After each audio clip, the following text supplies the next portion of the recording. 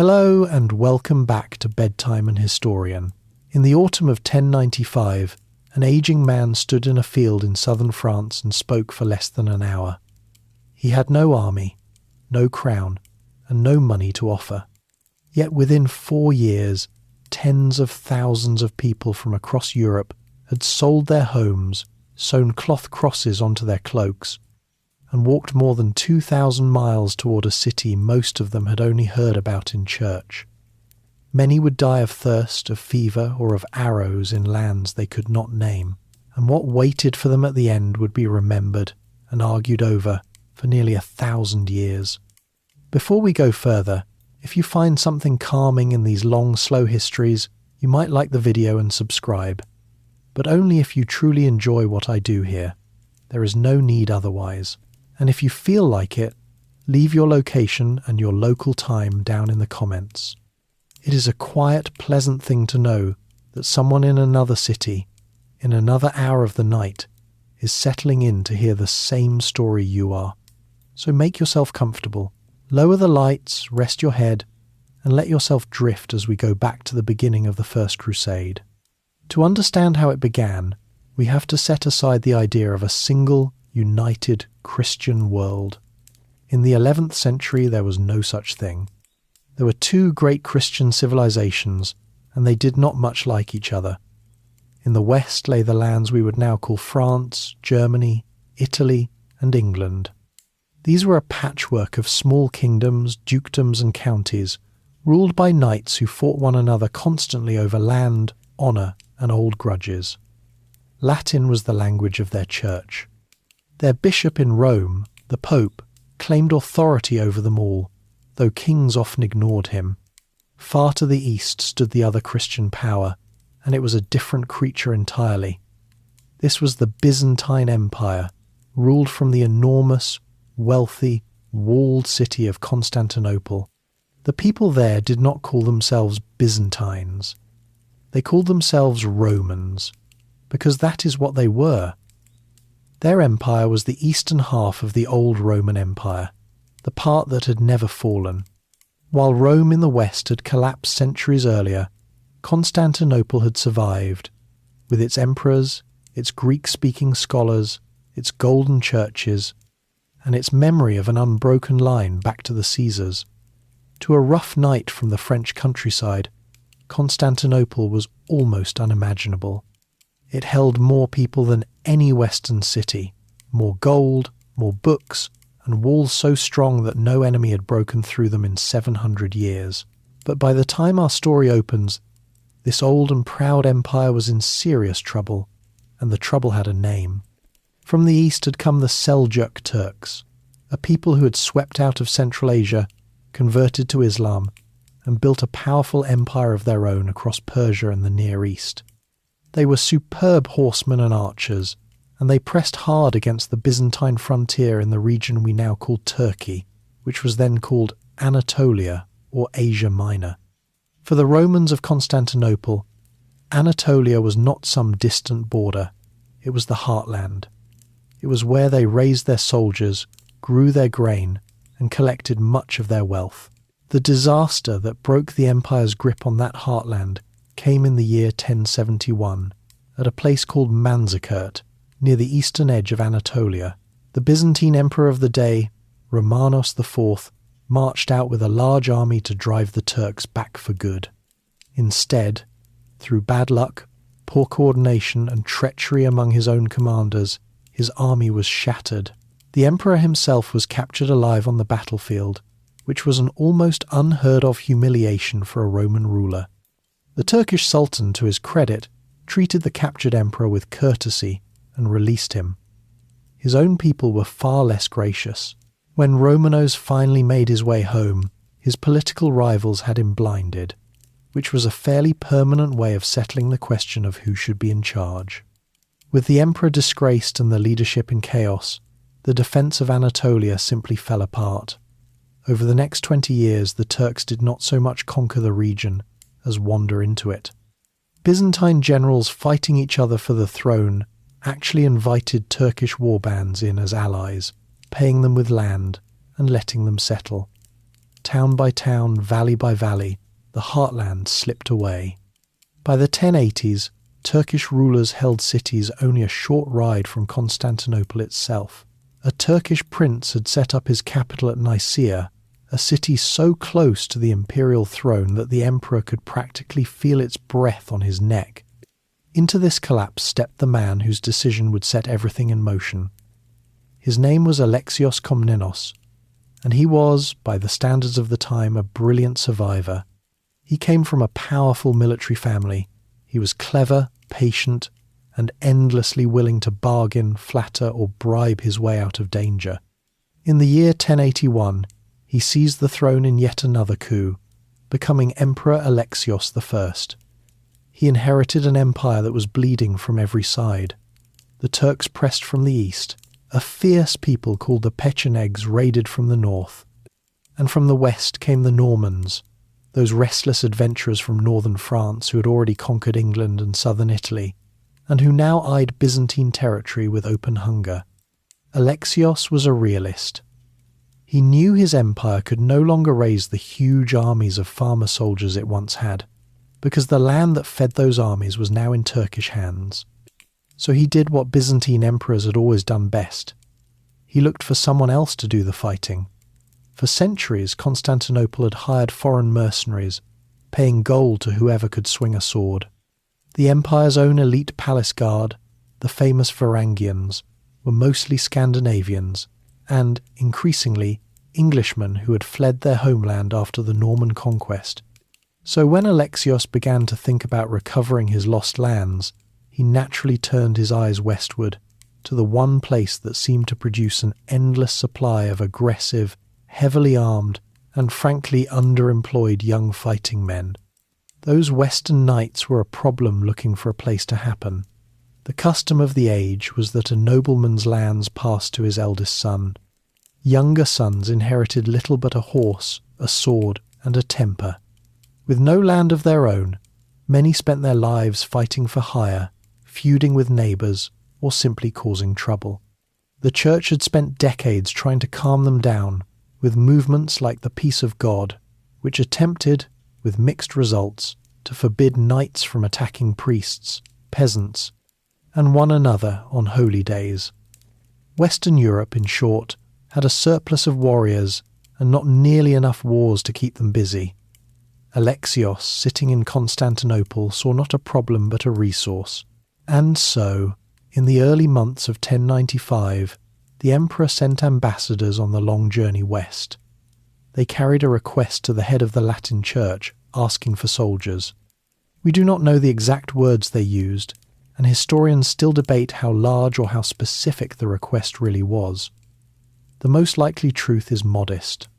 Alexios wanted what emperors before him had wanted, a few thousand professional mercenaries he could pay, command, and send home when the job was done. He wanted manageable help to recover manageable amounts of land. He was a man who liked to keep careful control of every situation, and he had every intention of controlling this one too. His ambassadors reached the Pope while the Church was holding a great council in the northern Italian town of Piacenza in March of 1095. There, before a large gathering of clergy, the Byzantine envoys made their appeal. They spoke of Christians in the East suffering under the Turks, of holy places falling into the hands of strangers, and of the danger pressing against the gates of the old Christian empire. They asked for fighting men to come to the aid of their fellow believers. The Pope listened. And here is where the story turns, because the man who received that request was not interested in quietly arranging a small mercenary contract. He had ideas of his own, ideas far larger and far stranger than anything Alexios had imagined. The emperor had asked for a tool. What he would eventually receive, marching toward his city in numbers no one could control, would be something closer to a flood. But that flood began with a single voice, raised a few months later, in a field in France, and to that voice, and the words that lit the fire, we now turn. The man who held that request in his hands was named Odo, though history remembers him by the name he took as Pope, Urban II. He was French by birth, born to a noble family in the north, and he had spent his early career as a monk at Cluny, the most famous and most disciplined monastery in Europe. Cluny was the beating heart of a movement to reform the church, to scrub it clean of corruption, of bishops who bought their offices, of priests who lived like local lords. Urban had risen through that movement, served as a trusted assistant to an earlier reforming pope, and absorbed its conviction that the church should lead Christendom, not merely bless it. When Urban became pope in 1088, he inherited a fight that had nearly destroyed his predecessors. The popes of his generation were locked in a bitter struggle with the Holy Roman Emperor, the most powerful ruler in the West, over a simple but explosive question: who had the right to appoint bishops, the Pope or the Emperor? This quarrel, which historians call the investiture controversy, had grown so vicious that the Emperor had once driven the Pope out of Rome and set up a rival pope of his own. For a time, Urban could not even safely live in his own city.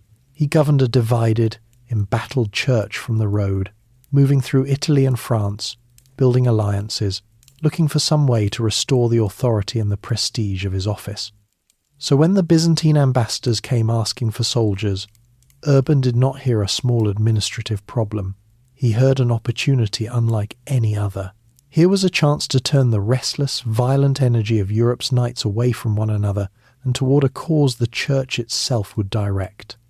Here was a way to reunite the eastern and western branches of Christianity, which had formally split apart only 40 years earlier, and to do it with the Pope, not the Emperor, standing at the centre of the Christian world. The request from the East was a spark. What Urban built around it was something far larger than Alexios had ever wanted. Through the summer and autumn of 1095, Urban travelled across France, his homeland, holding councils and gathering support. The great gathering came in late November at Clermont, in the region of Auvergne in central France. For more than a week, hundreds of bishops and abbots met to discuss church business, the usual matters of reform and discipline. But everyone sensed that the Pope had something more in mind. On the final days, he announced that he would deliver a public address, and that this one was not only for the clergy. Word went out, and people came, knights and townsfolk and farmers, far too many to fit inside any church. So a platform was built in an open field outside the city, and there, on a cold day late in November of 1095, Urban climbed up to speak. We do not know exactly what he said. This is one of the strange truths at the centre of the whole story. The single most influential speech of the Middle Ages survives only in versions written down years later by men who were trying to remember, or who were not even there. Several of these accounts exist, and they disagree on the details, because each writer shaped the speech to fit what the crusade had since become. What they agree on is the general thrust. Urban told the crowd that their fellow Christians in the East were suffering terribly under the Turks. He described, in vivid and likely exaggerated terms, churches defiled, pilgrims robbed and murdered, holy places desecrated. He reminded them that Jerusalem, the city where Christ had lived and died, lay in the hands of unbelievers. Then he made his great appeal. He called on the knights of the West to stop spilling one another's blood in petty feuds, and to turn their swords instead to a holy purpose.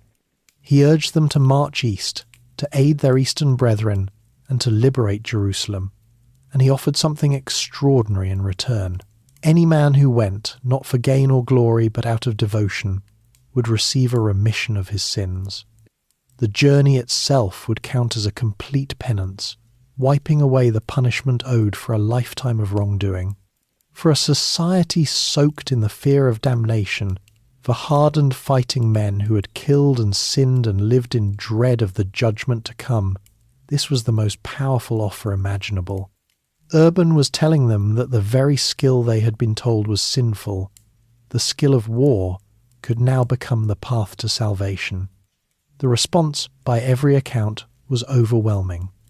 The crowd is said to have broken into a roar, a cry that became the slogan of the whole enterprise.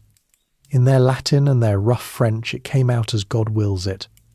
People surged forward to pledge themselves on the spot, a cardinal fell to his knees and begged to be the first to take the vow. And as a sign of their oath, those who pledged were given strips of cloth to sew in the shape of a cross onto their clothing.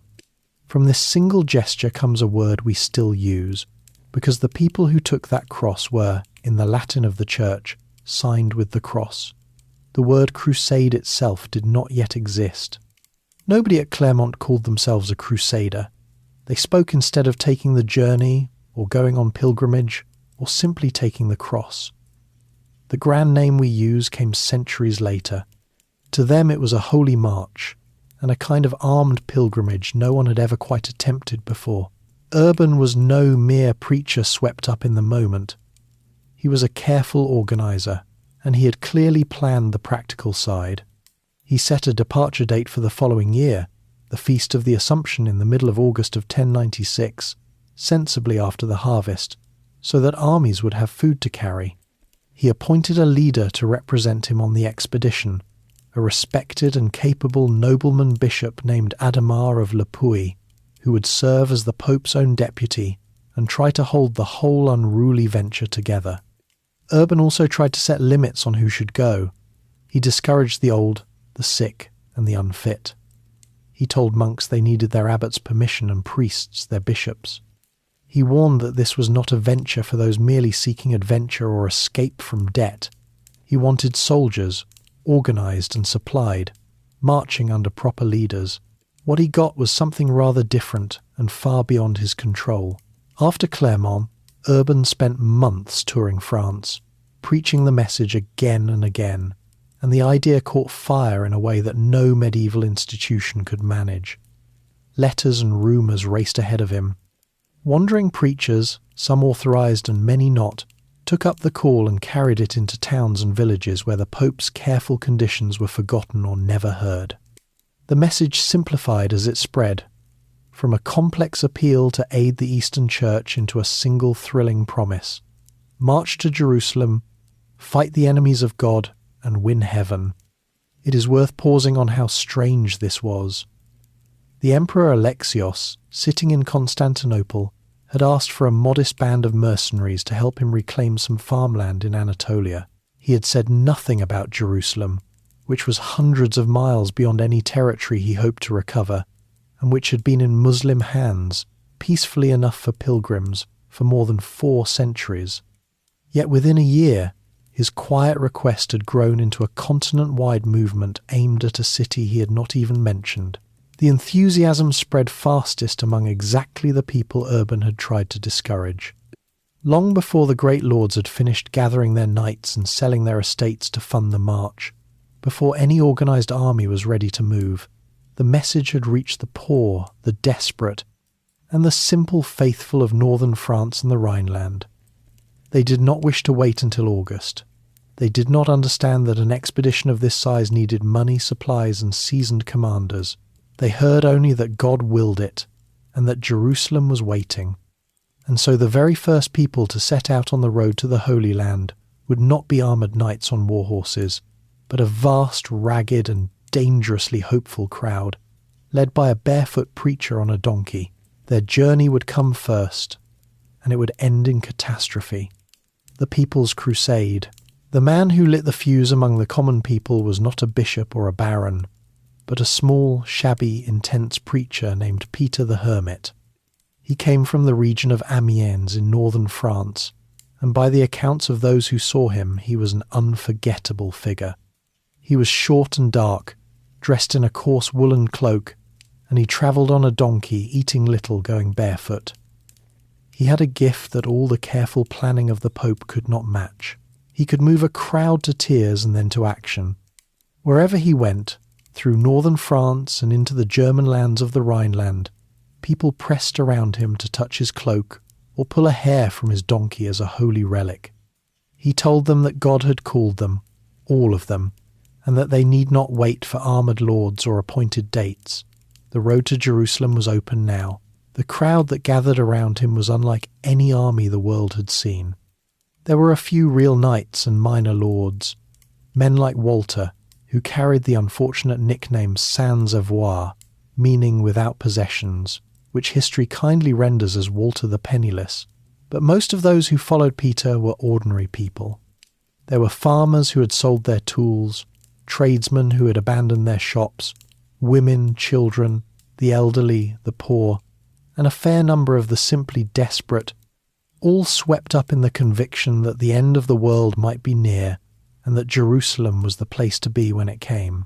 They had little money, almost no supplies, and only the haziest notion of how far away the Holy Land actually was. There is a story, very likely true to the spirit of the thing, that children on the march would point at every large town they passed and ask whether this, at last, was Jerusalem.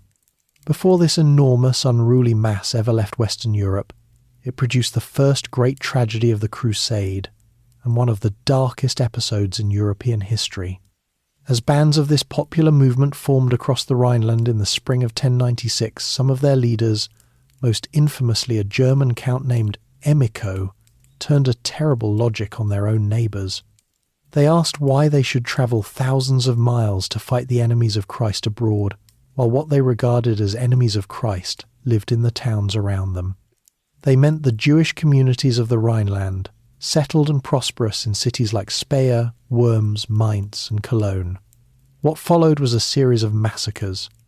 Thousands of Jewish men, women and children were killed by these mobs, offered the impossible choice of conversion or death.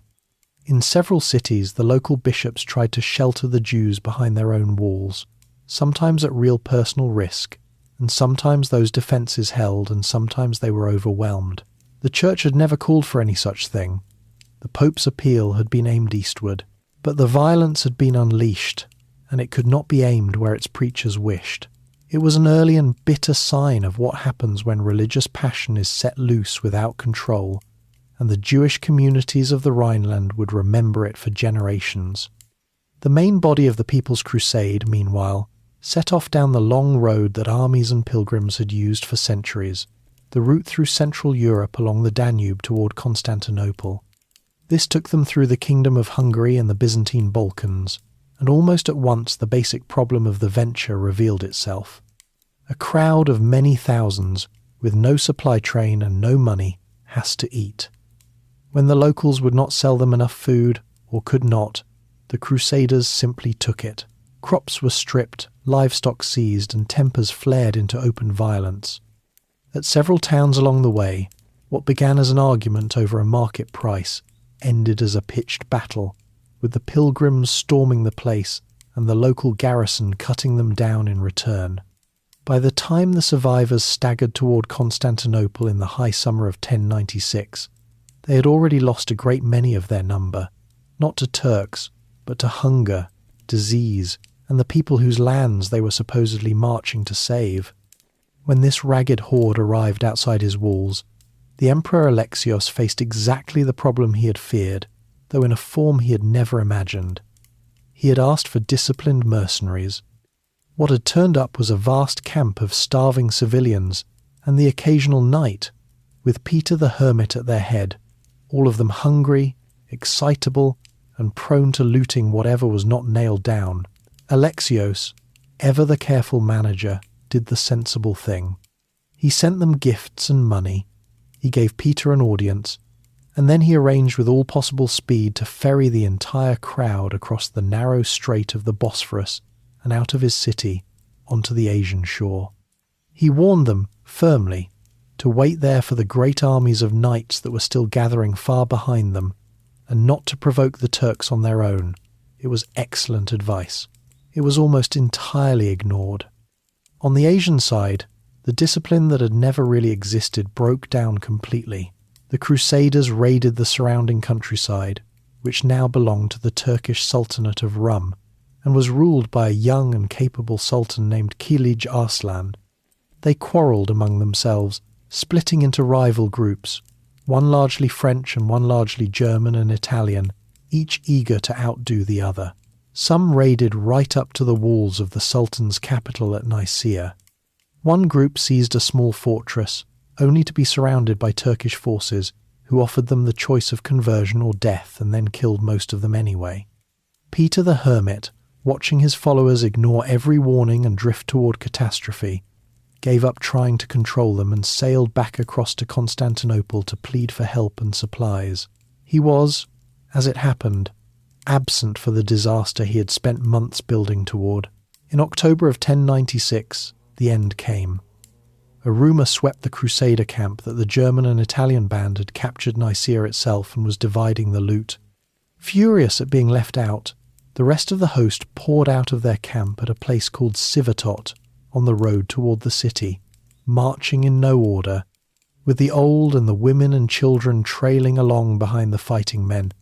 Kilij Arslan had been waiting.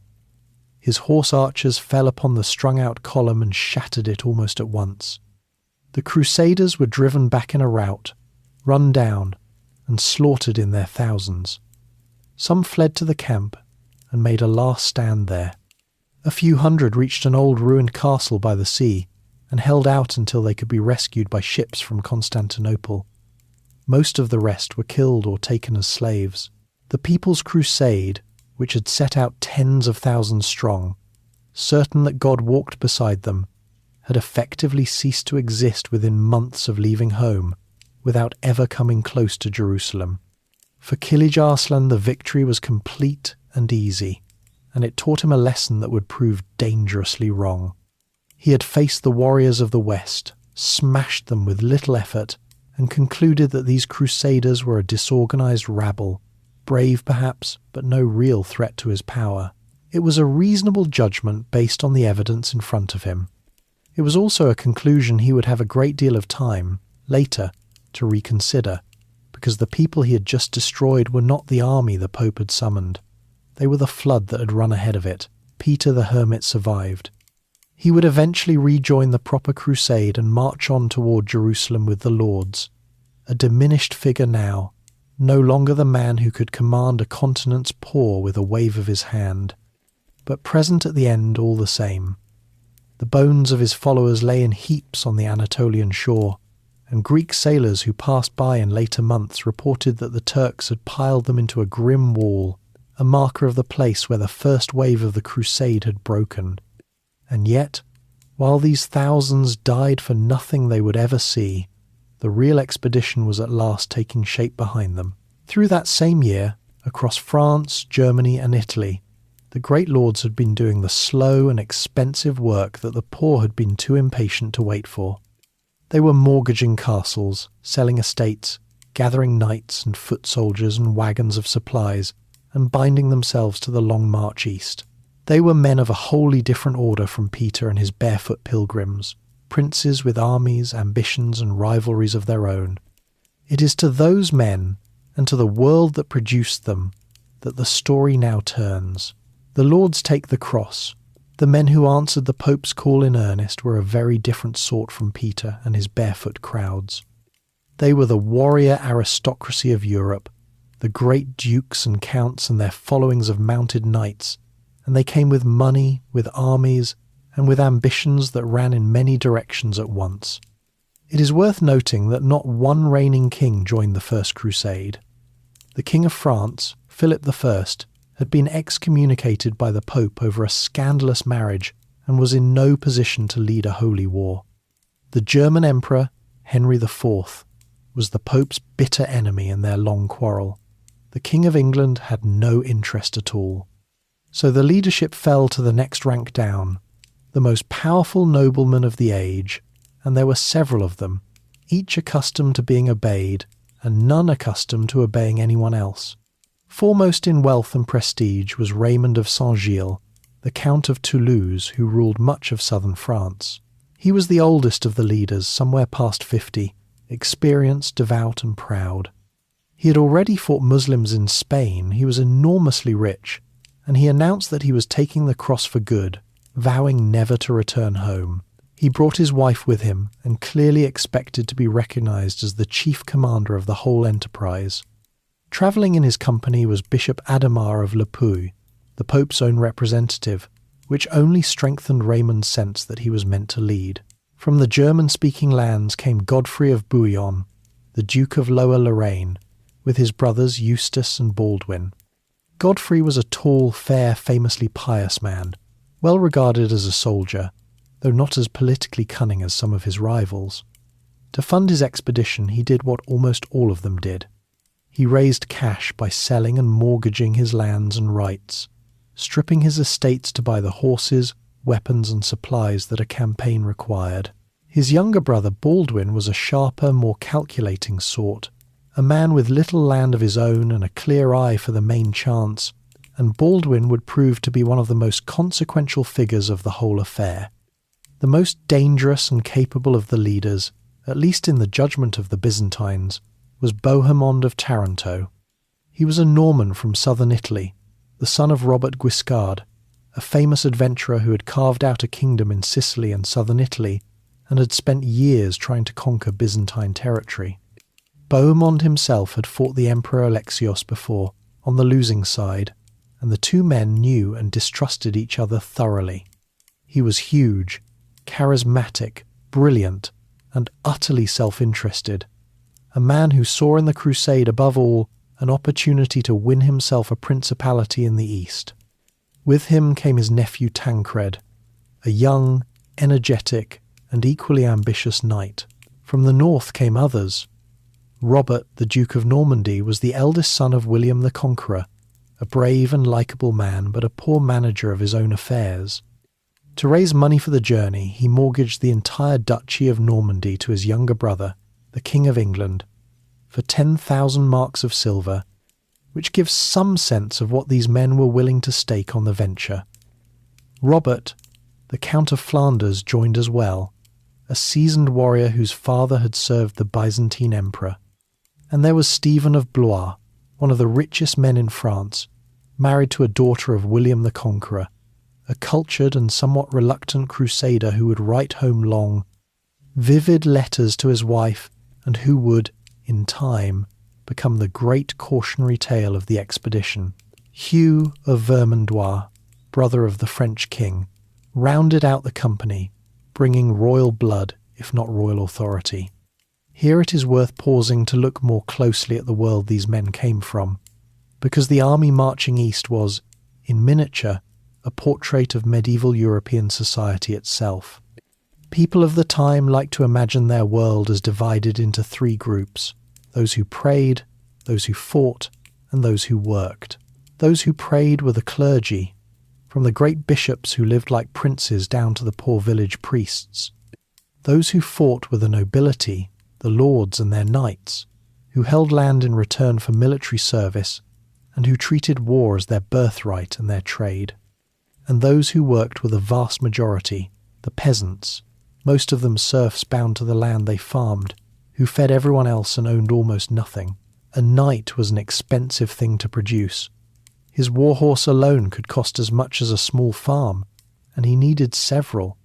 His armour was a long shirt of mail, thousands of tiny iron rings linked by hand, worn over padded cloth, with a conical helmet and a kite-shaped shield.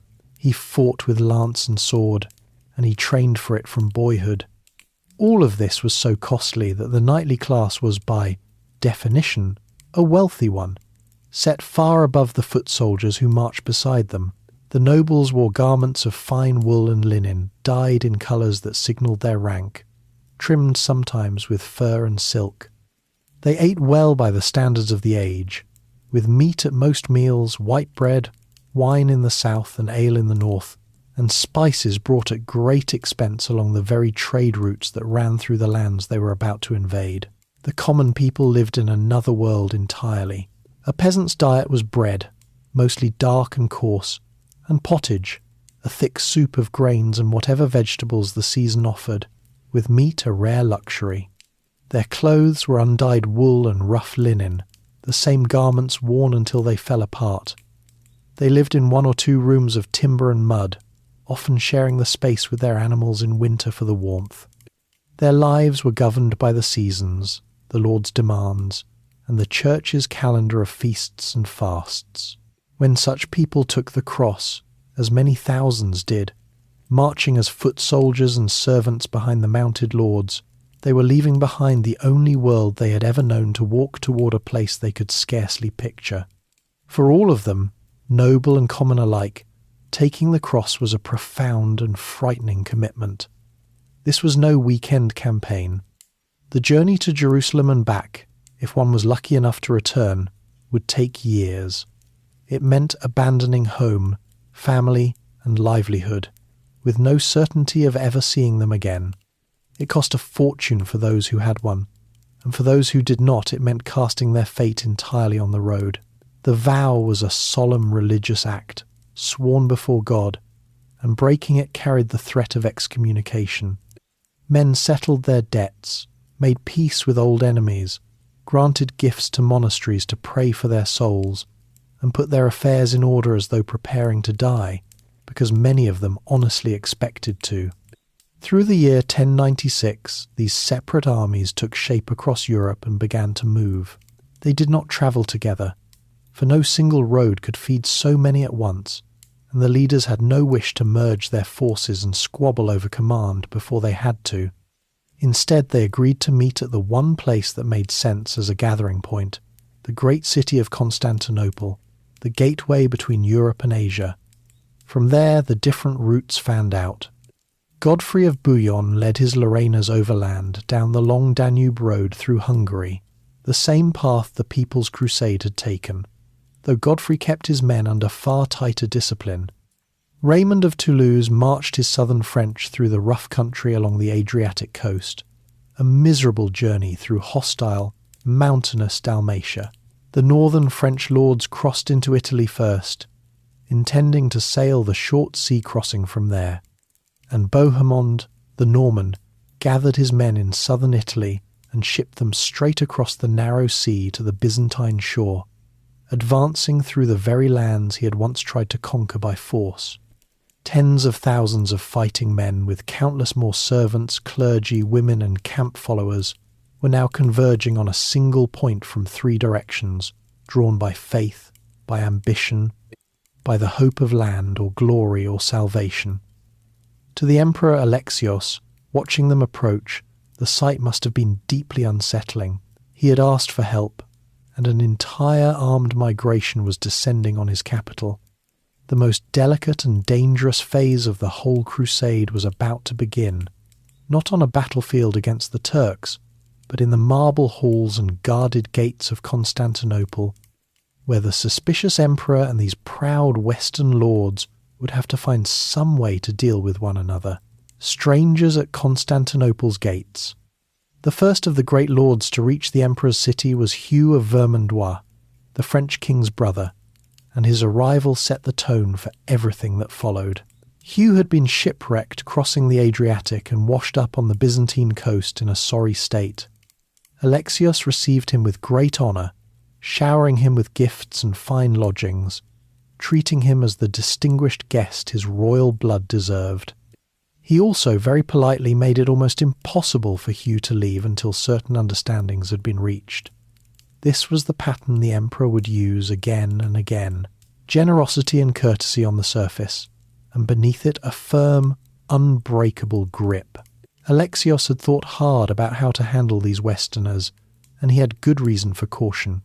He remembered Bohemond's father invading his lands not long before. He had just watched the People's Crusade tear through his territory like a plague of locusts.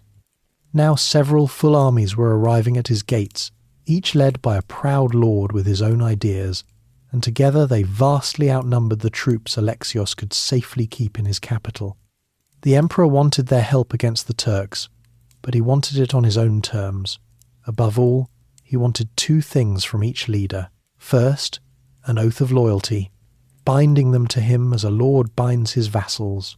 Second, and more concretely, a solemn promise that any city or territory they captured, which had once belonged to the empire, would be handed back to him. He had no intention of helping these adventurers carve out kingdoms of their own on land he considered Roman. To get these promises, Alexios used every tool he had. He met the leaders with lavish ceremony, seated on his throne in robes stiff with gold, surrounded by the overwhelming wealth and ritual of his court, all of it designed to make a rough Western count feel small. He gave away staggering quantities of gold, silver, fine cloth, and jewels, knowing how short of money many of the Crusaders were. And when charm and bribery were not enough, he applied pressure of a simpler kind. He controlled the markets and the supply of food, and he found that a lord who would not swear an oath while well fed often grew more reasonable once the provisions stopped arriving. It is a method of encouraging agreement that is difficult to improve on. The encounter that nearly ended in disaster involved Godfrey of Bouillon. Godfrey arrived with his army and refused, at first, to swear the personal oath Alexios demanded. He had already pledged loyalty to the German emperor and did not see why he should now bend the knee to a Greek ruler he had only just met. The standoff dragged on through the winter. Godfrey's men, camped outside the walls and growing hungry and restless, began to raid the suburbs. Alexios cut their supplies. The Crusaders attacked. There was real fighting outside Constantinople, Crusader against Byzantine, before either side had so much as seen a Turk. Finally, Alexios brought up his own seasoned troops and gave Godfrey's army a sharp enough check to make the point. Outmatched in the emperor's own back garden, and persuaded that he would get no further without coming to terms, Godfrey swore the oath. Alexios, the gracious victor, immediately loaded him with gifts and good food, and the crisis passed. Then came Bohemond, the old enemy, and he behaved in a way that surprised everyone. The Norman, who had once tried to conquer Byzantine land, arrived all smiles and cooperation. He swore the oath without complaint and urged the others to do the same. Bohemond was no man's fool, and he was playing a longer game. He hoped to win Alexios's trust and perhaps a grand title and command in the emperor's service, a base from which to build his own power in the east. Alexios, who knew exactly what Bohemond was, accepted his oath with equal warmth and equal insincerity. The two of them understood each other perfectly, which is to say, not at all. The hardest case was Raymond of Toulouse, the proud old count who considered himself the senior man of the whole crusade. Raymond flatly refused to swear an oath of vassalage to Alexios, declaring that he had taken the cross for God alone, and would accept no earthly lord but the one he already served. He and the emperor argued at length. In the end, they reached a compromise. Raymond would not swear the full feudal oath, but he gave his word to respect the life and honour of the emperor, and to do nothing to harm his interests. It was less than Alexios wanted, but it would do.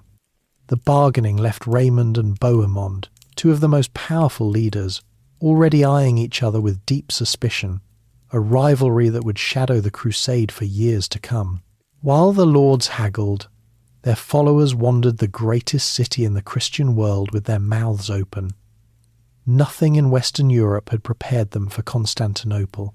It held perhaps 500,000 people at a time, when a large western town might hold 10,000. It had paved streets, public squares, aqueducts, vast markets selling goods from across the known world, and churches beyond counting, crowned by the enormous dome of Hagia Sophia, a building so large and so beautiful that visitors struggled to describe it. Above all, the city was crammed with holy relics, fragments of the true cross, the crown of thorns, the bones of saints and apostles, treasures that drew the Crusaders like moths. They marvelled, and some of them, being who they were, also calculated how such wealth might be carried off. The Byzantines, for their part, regarded the Westerners with a mixture of fascination and alarm, seeing them as brave but crude, greedy, hot-tempered, and dangerously unpredictable. They lumped them all together under one name, the Franks, regardless of where they actually came from. We know a remarkable amount about how the Byzantines saw these men because of one extraordinary source. The emperor's own daughter, Anna Komnene, grew up to become a scholar and historian, and many years later she wrote a long biography of her father's reign. Her account is one of the most important records we have of the First Crusade from the Greek side, written by a princess who had watched these strange Western lords parade through her father's court when she was a girl. She found them by turns admirable and appalling, and she described their leaders with a sharp, sometimes wickedly observant eye, marvelling especially at Bohemund's commanding presence and at the reckless courage of the Frankish knights, who she thought would charge through the walls of hell itself if you pointed them at it. Once each leader had been brought to terms, Alexios did exactly what he had promised, and rather more efficiently than the Crusaders had any right to expect. He provided them with food, money, and markets. He gave them guides who knew the country and the enemy.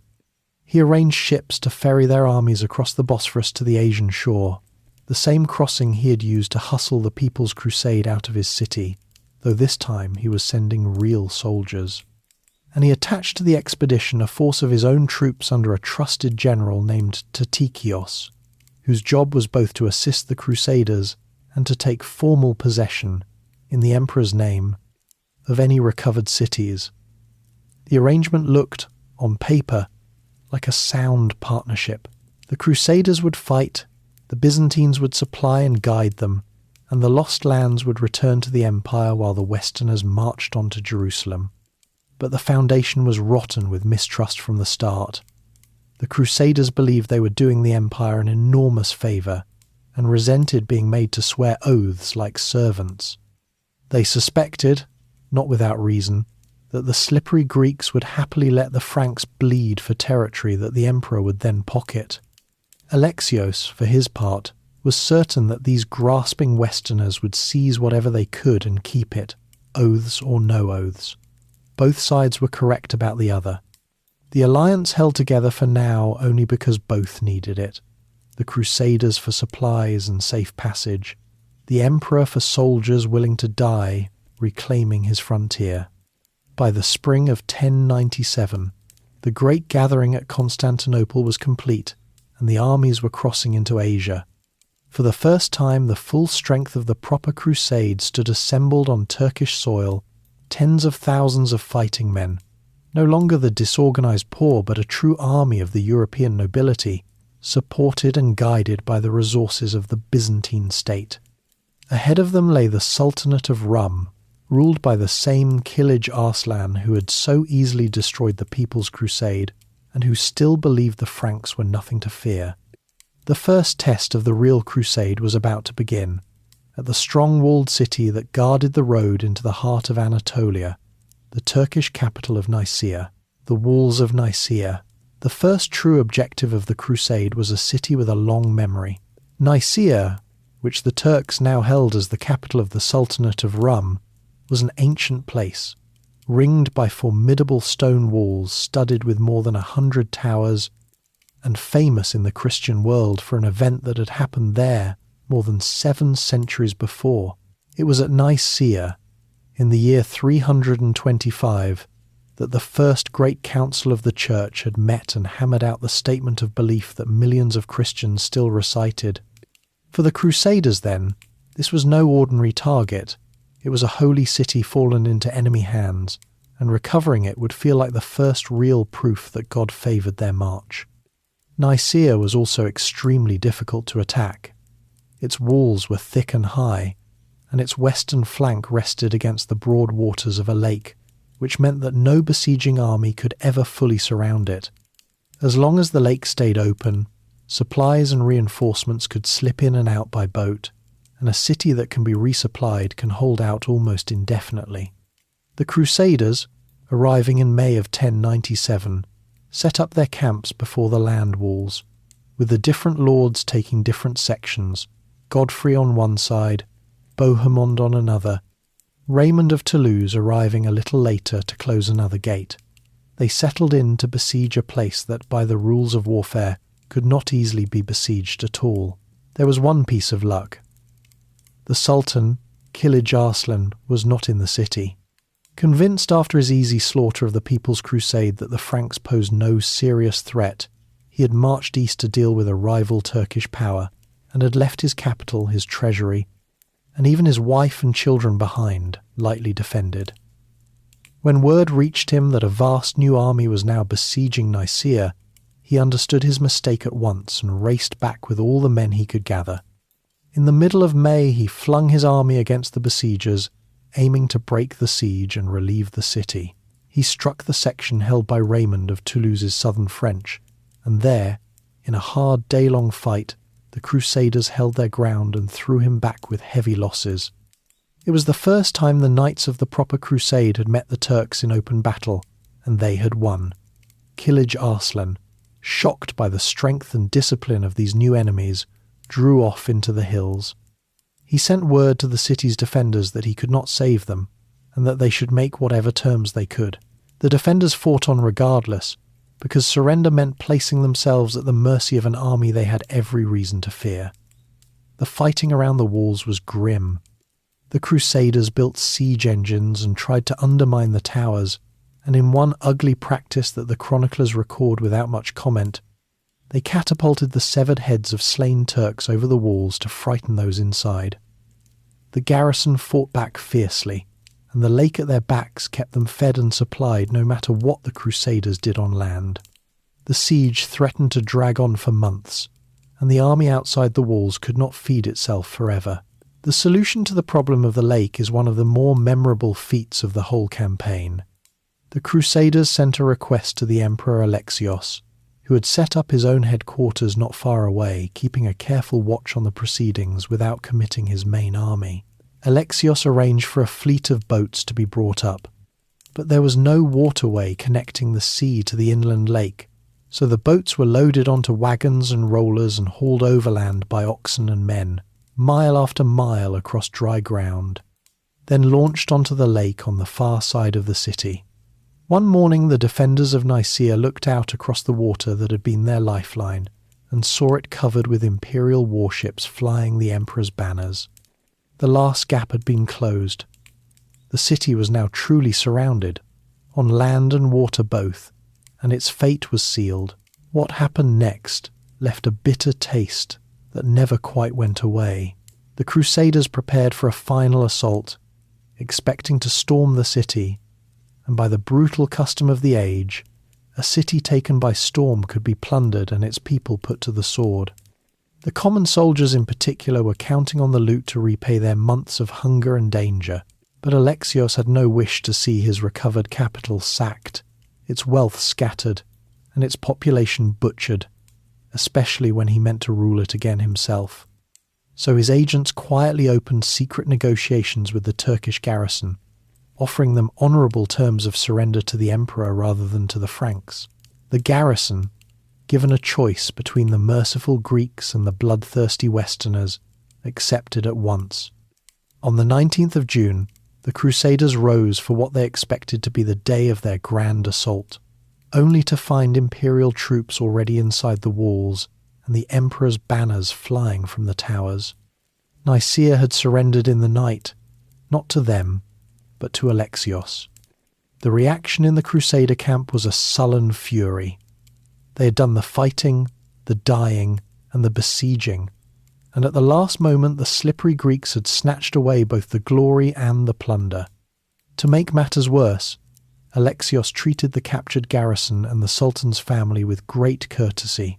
Kilij Arslan's wife and children, taken in the city, were sent to Constantinople and eventually released without ransom, a gesture of statesmanship that infuriated Crusaders who had been hoping to enrich themselves and avenge their slaughtered comrades from the People's Crusade. To the emperor, it was sound policy, a way of keeping channels open with the Turks and behaving as a civilized ruler should. To the Franks, it looked like proof that the Greeks were untrustworthy schemers more interested in deals than in the holy cause. Alexios understood that he had bruised their pride, and he moved to soothe it in the way he knew best. He distributed gifts and gold among the leaders and the soldiers, enough to take the edge off their anger, and he renewed his promises of support. He did not, however, march on with them.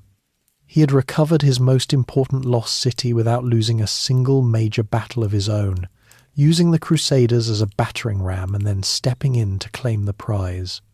From his point of view, the arrangement was working beautifully.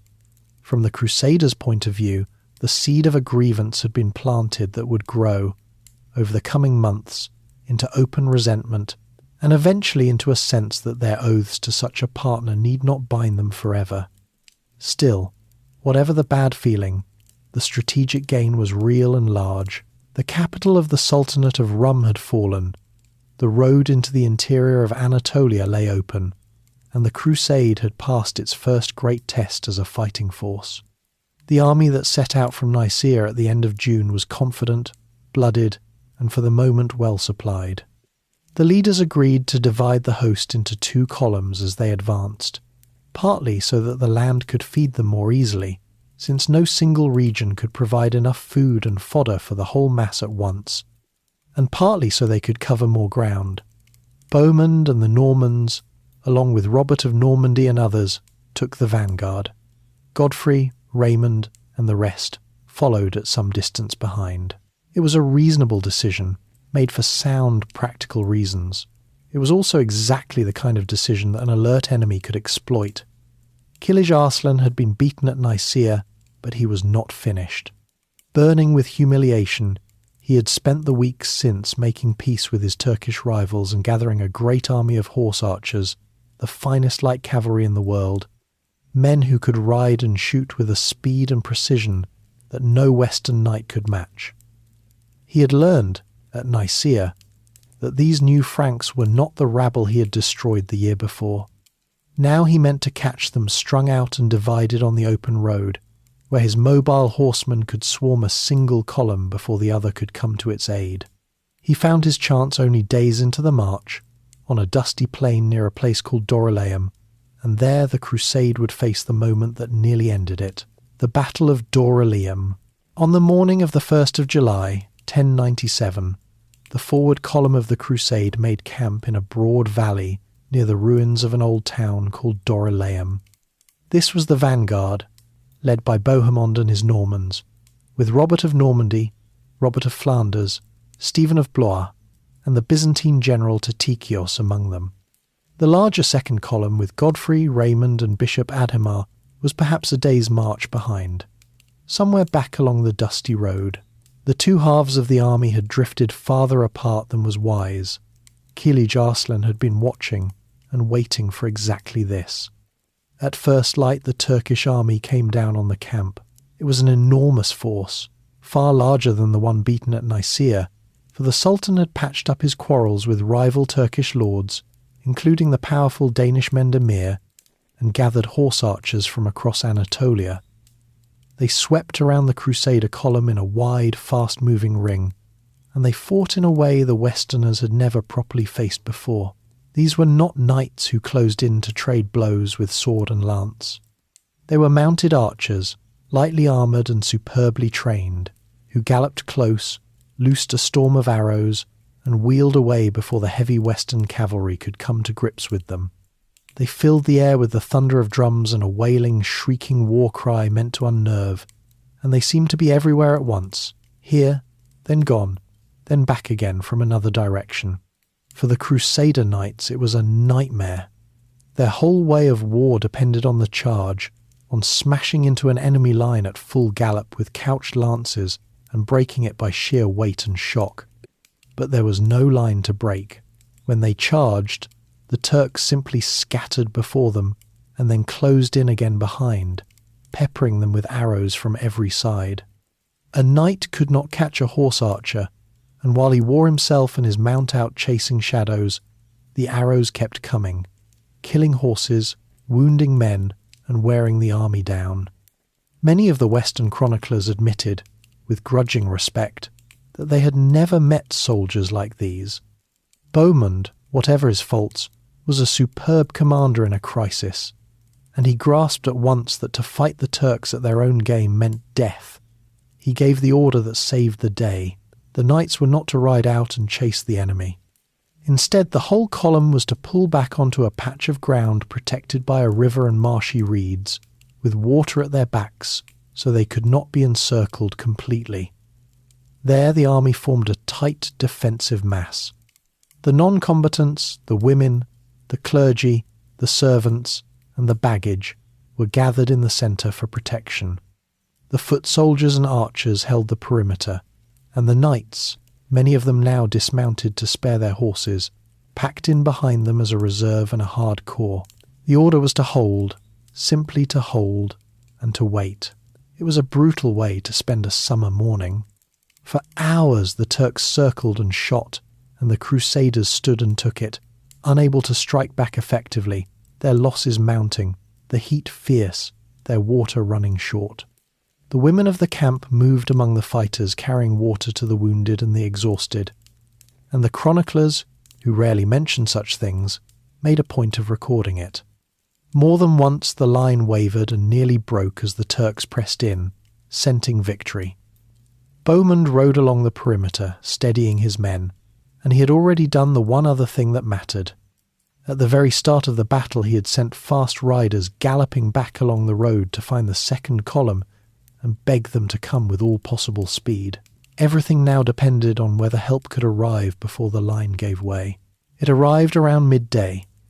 The riders had found Godfrey, Raymond, and the rest, who flung their men into a punishing forced march under the summer sun, and came up at last on the field. The fresh Crusader knights drove straight into the Turkish horsemen, who had been so absorbed in surrounding the trapped vanguard that they were caught off balance by the new threat. Then Bishop Adhemar, the Pope's own representative and a more than capable soldier, led a detachment on a wide loop around the hills and fell upon the Turks from behind. Suddenly the encirclers were themselves caught between three forces, the stubborn defenders in front, the relief column on the flank, and Adhemar in their rear. The Turkish army, which fought brilliantly when it held the advantage of speed and surprise, had no answer to being pinned and outflanked.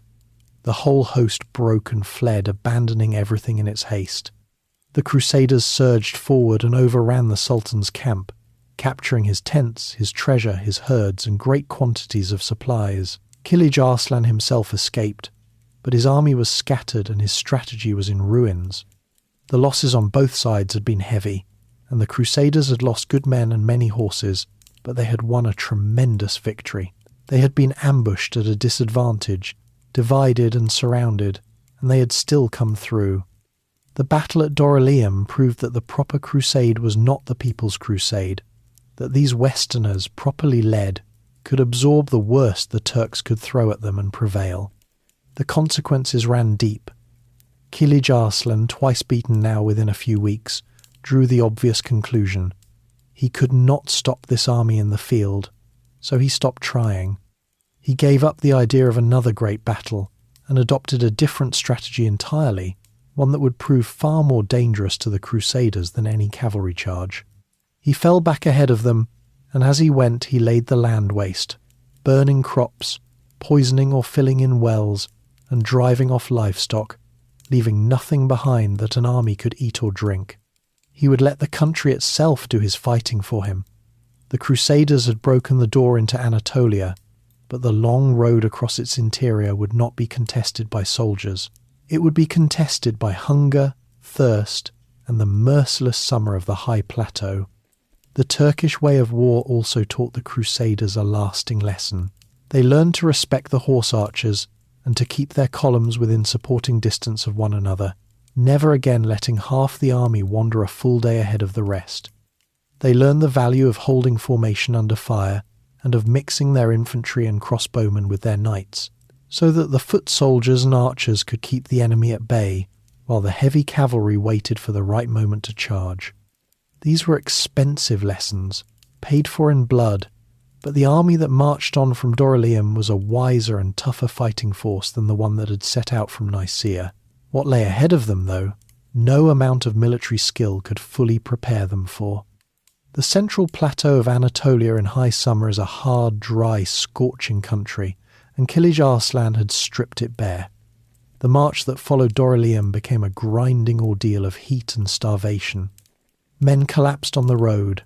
Horses died by the hundreds, so that knights who had ridden proud war horses out of Nicaea were soon trudging on foot, or perched ridiculously on oxen and pack mules, with their armour loaded onto sheep and dogs for want of anything better. Hunting dogs and goats carried the gear of Europe's proudest warriors across the burning plain.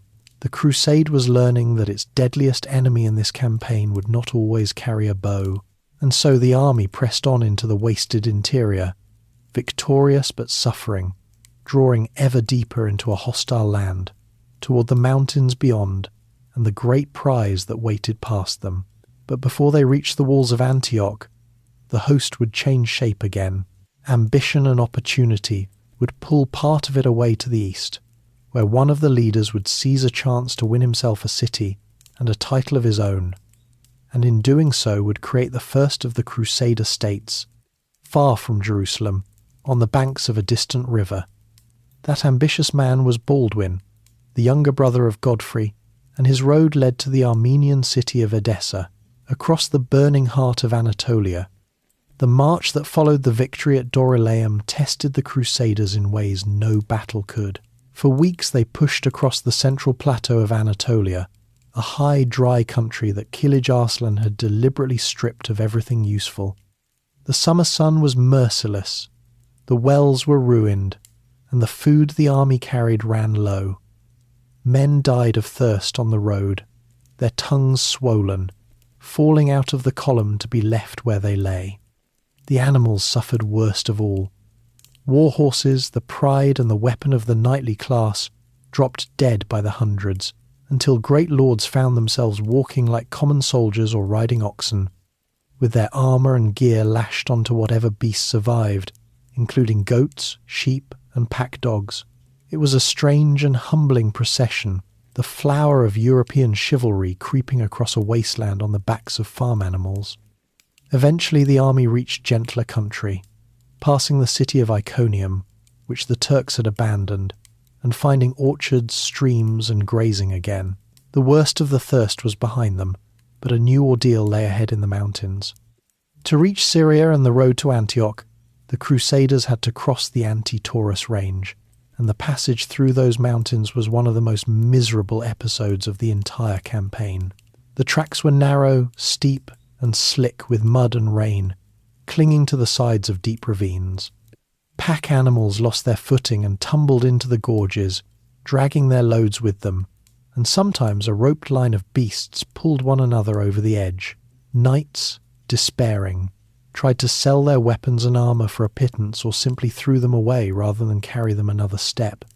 The chroniclers, who were rarely given to complaint, described this stretch as a place of real horror. Beyond the mountains the land changed again, and so did the people in it. The Crusaders came down into Cilicia and the borders of Syria, regions with large populations of Armenian and Syrian Christians who had lived for generations under Turkish rule. These Eastern Christians, who belonged to different churches than the Latins of the West and worshipped in different ways, nonetheless welcomed the Crusaders as fellow believers and as potential liberators from their Muslim overlords.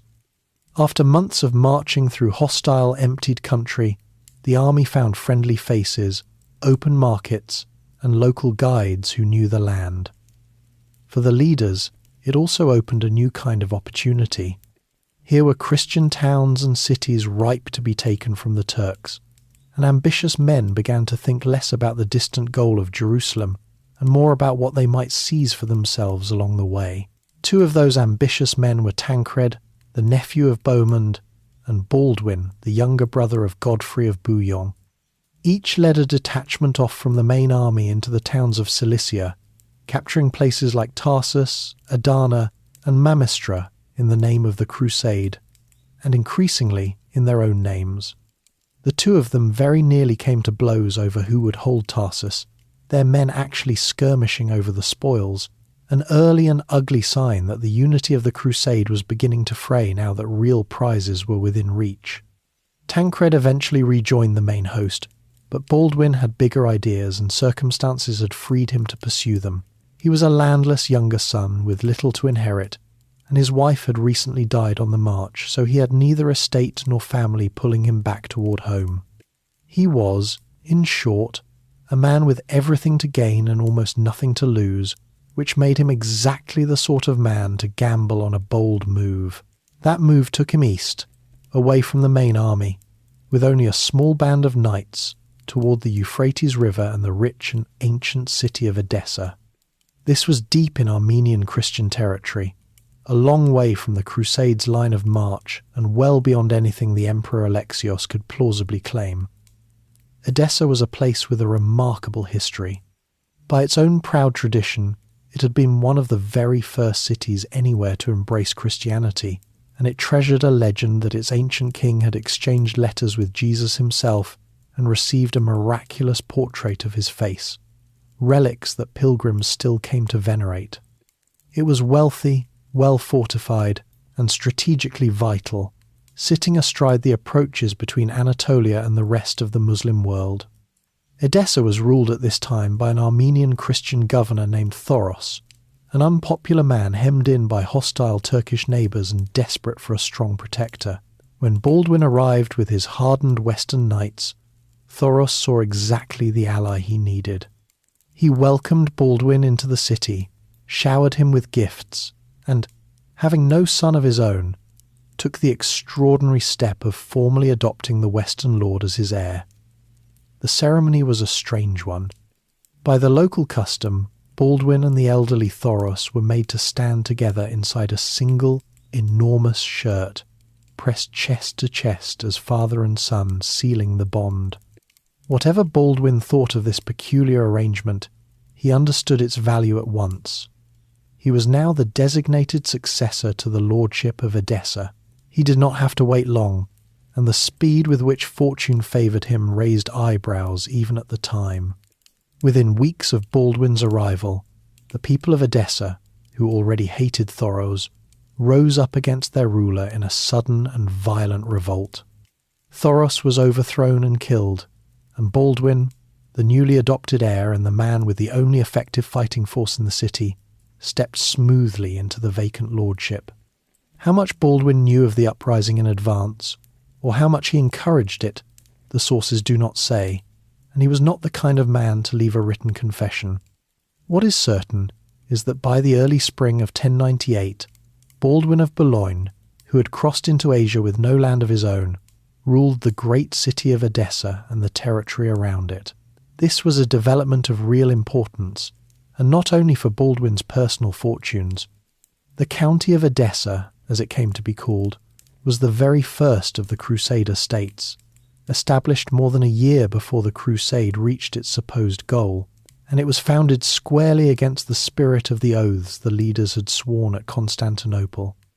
Edessa was a city Baldwin had taken for himself and meant to keep for himself, with no intention of handing it over to the emperor. It set a pattern.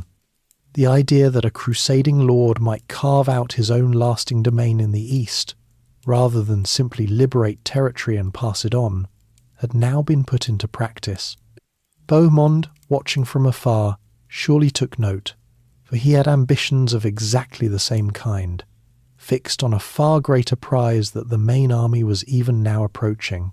For the Crusade as a whole, Baldwin's coup proved a genuine asset, whatever the leaders thought of his methods. Edessa was rich, and Baldwin, secure in his new domain, was able to send money, food, and supplies westward to the main army, at a moment when it would need such help desperately. His city also guarded the eastern flank of the Crusade, blocking the approach by which Muslim forces from Mesopotamia might have struck the main host in the rear. By accident, or design, the First Crusader state strengthened the position of the whole expedition, but Edessa was a sideshow, however profitable, to the main drama. The bulk of the crusade had pressed on through Syria, drawing closer to the obstacle that everyone knew would be the hardest test yet.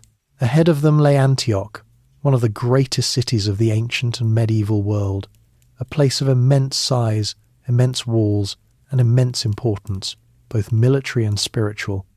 It was the gateway to Syria, and the last great stronghold barring the road to Jerusalem. Taking it would not be a matter of weeks. The Crusaders were about to begin a siege that would consume them for the better part of a year, a siege so long, so cruel, and so nearly fatal that it would push the whole enterprise to the edge of collapse. The ordeal of Antioch was about to begin. The siege of Antioch. The Crusaders reached the walls of Antioch in October of 1097, and the sight of the place must have sobered even the most confident among them. Antioch was one of the oldest and greatest cities of the eastern Mediterranean, a centre of trade and learning since ancient times, and one of the cradles of the Christian faith itself. Its defences were on a scale the Westerners had never encountered. The walls ran for miles, studded with more than 400 towers, climbing from the river up the steep flanks of a mountain called Silpius, with a fortress perched high on the summit. To storm such a place by direct assault was out of the question. The Crusaders would have to starve it out, and to do that they had to surround it, and the bitter truth was that their army, large as it was, could not stretch far enough to seal off the entire enormous perimeter. The Turkish governor, a hardened commander named Yagisian, knew this perfectly well, and he settled in to wait, confident that he could keep at least some supply routes open through the gates that faced the mountains. So began one of the longest and most agonizing sieges of the Middle Ages, and the besiegers would suffer at least as much as the besieged. In the first weeks things went well enough. It was autumn, the surrounding orchards and farms were heavy with fruit and grain, and the Crusaders, with the recklessness of men who had recently been starving, gorged themselves and wasted their supplies, slaughtering animals and feasting as though the abundance would never end. It did end, and quickly. By the time winter set in, the army had eaten through the local countryside, and what they had not consumed they had ruined or failed to store. Then came the cold. The winter of 1097 into 1098 was savage. Freezing rain and wind tore through the Crusader camp. The river flooded, and the men shivered in sodden tents with nothing to eat. Famine took hold and tightened its grip month after month. The chroniclers record that people ate their war horses, then their pack animals, then dogs, rats, and the leather of their own gear, then roots and thistles dug from the frozen ground. The price of any scrap of food climbed beyond reach. Disease spread through the weakened, filthy camp, and men died, not by the dozen but by the hundreds. The proud cavalry of the Crusade nearly ceased to exist, the number of fit war horses falling from many thousands to a pitiful few hundred, so that knights who could no longer mount fought on foot or not at all. Under such misery, the will of many simply broke. Desertion became a serious problem. Soldiers slipped away in the night to try to make their way home, and even some prominent figures lost their nerve. Peter the Hermit, the very man who had set the first wave of Crusaders marching, tried to flee the camp and was caught and brought back in disgrace, a sad end to the career of the preacher who had once moved thousands with a word. Most damaging of all was the departure of Tatikios, the Byzantine general the emperor had sent to assist the army and to claim recovered cities in his name. Early in the new year, Tatikios left the camp, announcing that he was going to arrange for supplies and reinforcements. He never came back. Whatever his real reasons, the Crusaders chose to see his departure as proof that the Greeks had abandoned them in their hour of need, and Bohemond in particular filed the grievance away carefully, for it would be very useful to him later when he argued that the oaths sworn to Alexios no longer counted. The besieged, meanwhile, were far from passive. Yagisian sent urgent appeals to the great Muslim powers of Syria for relief, and he made life inside the city hard for its considerable Christian population, whom he no longer trusted, expelling some and imprisoning others. Twice during the long siege, large Muslim armies marched to break it. The first, sent from Damascus, was intercepted by a Crusader foraging force at the end of 1097 and turned back after a hard fight. The second and more serious threat came in February of 1098, when the ruler of nearby Aleppo advanced with a substantial army to relieve the city. Bohemond, taking command, met it on a narrow strip of ground between a lake and the river, where the enemy's greater numbers could not be brought to bear all at once. Conserving his few precious horses, he handled the battle with great skill and shattered the relief force, sending it fleeing back to Aleppo. These victories kept the siege alive, but they did not end it, and they did nothing to fill the empty bellies in the Crusader camp. Relief for the besiegers came not by land, but by sea. The Crusaders held the nearby port of St. Simeon, and through it began to arrive the help that kept them in the fight. Ships from the Italian city of Genoa and a fleet from England put in at the harbour, carrying food, building materials, craftsmen and tools. With these resources, the Crusaders at last began to tighten their grip on the city in earnest. They built fortified positions to block the gates that had remained open, raising siege castles opposite the bridge and the mountain approaches, and slowly choked off the routes by which Yaghi-Sian had been feeding his garrison. The road between the port and the camp was dangerous, swept by sorties from the city, and many died keeping it open.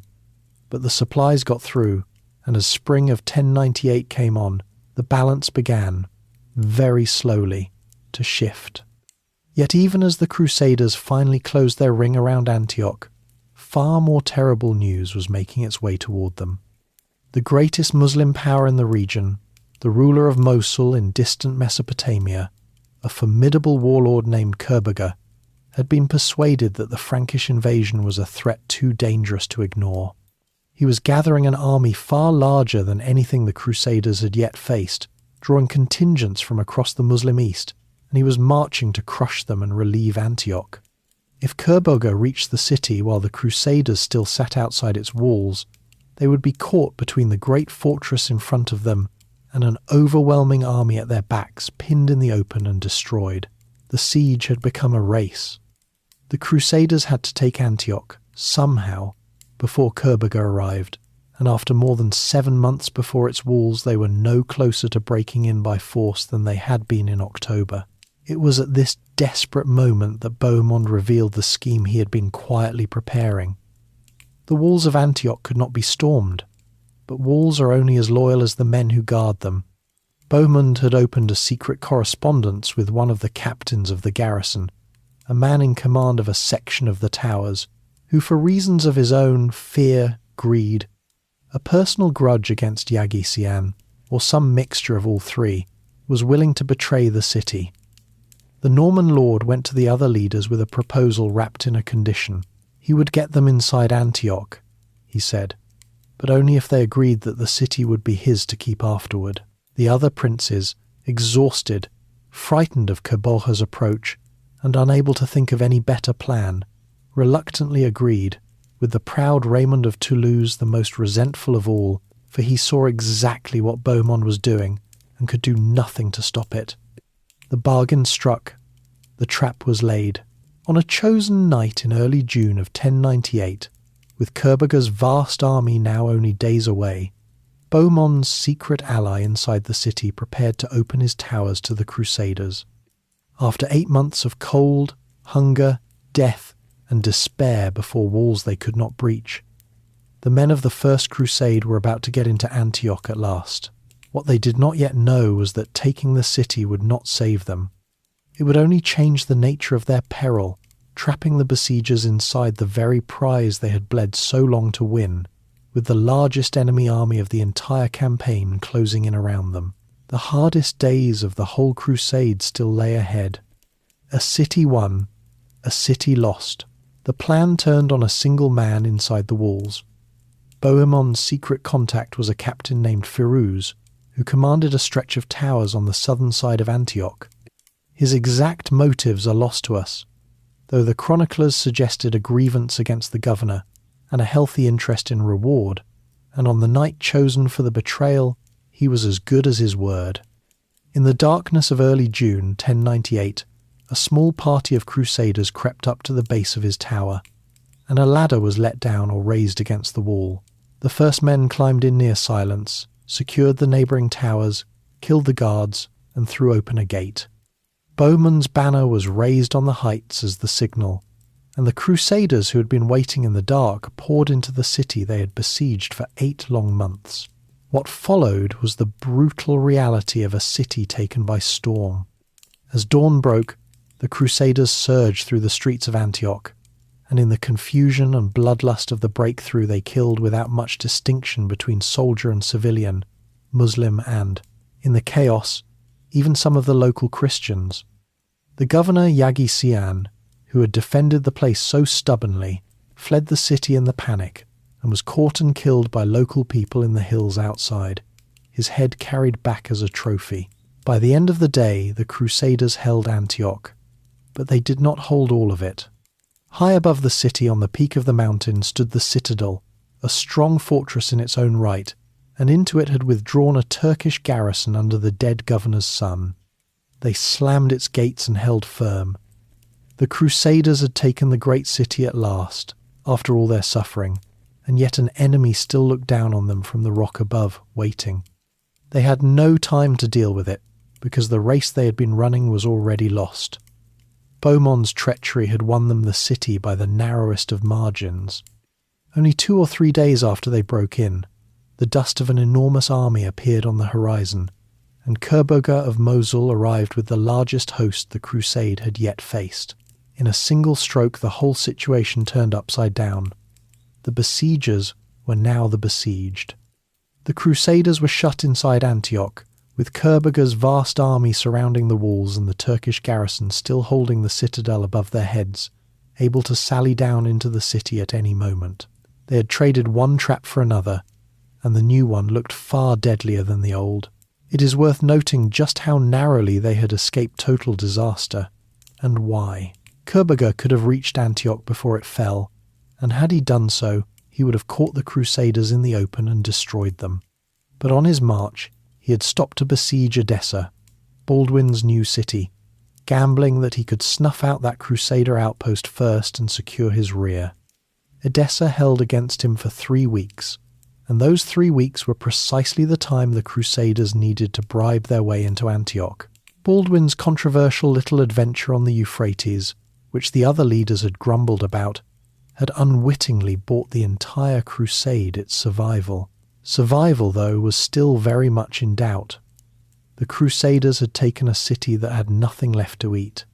The long siege had already stripped Antioch and its surroundings bare, and now the Crusaders inside found themselves starving all over again, worse than before, with no port to bring relief and no countryside to forage, hemmed in on every side.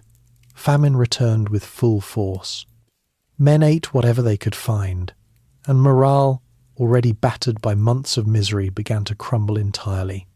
Each night, soldiers lowered themselves over the walls on ropes and slipped away into the dark to escape, so common a sight that the chroniclers gave these deserters a mocking name, the rope dancers. The army that had conquered Antioch was visibly coming apart inside it.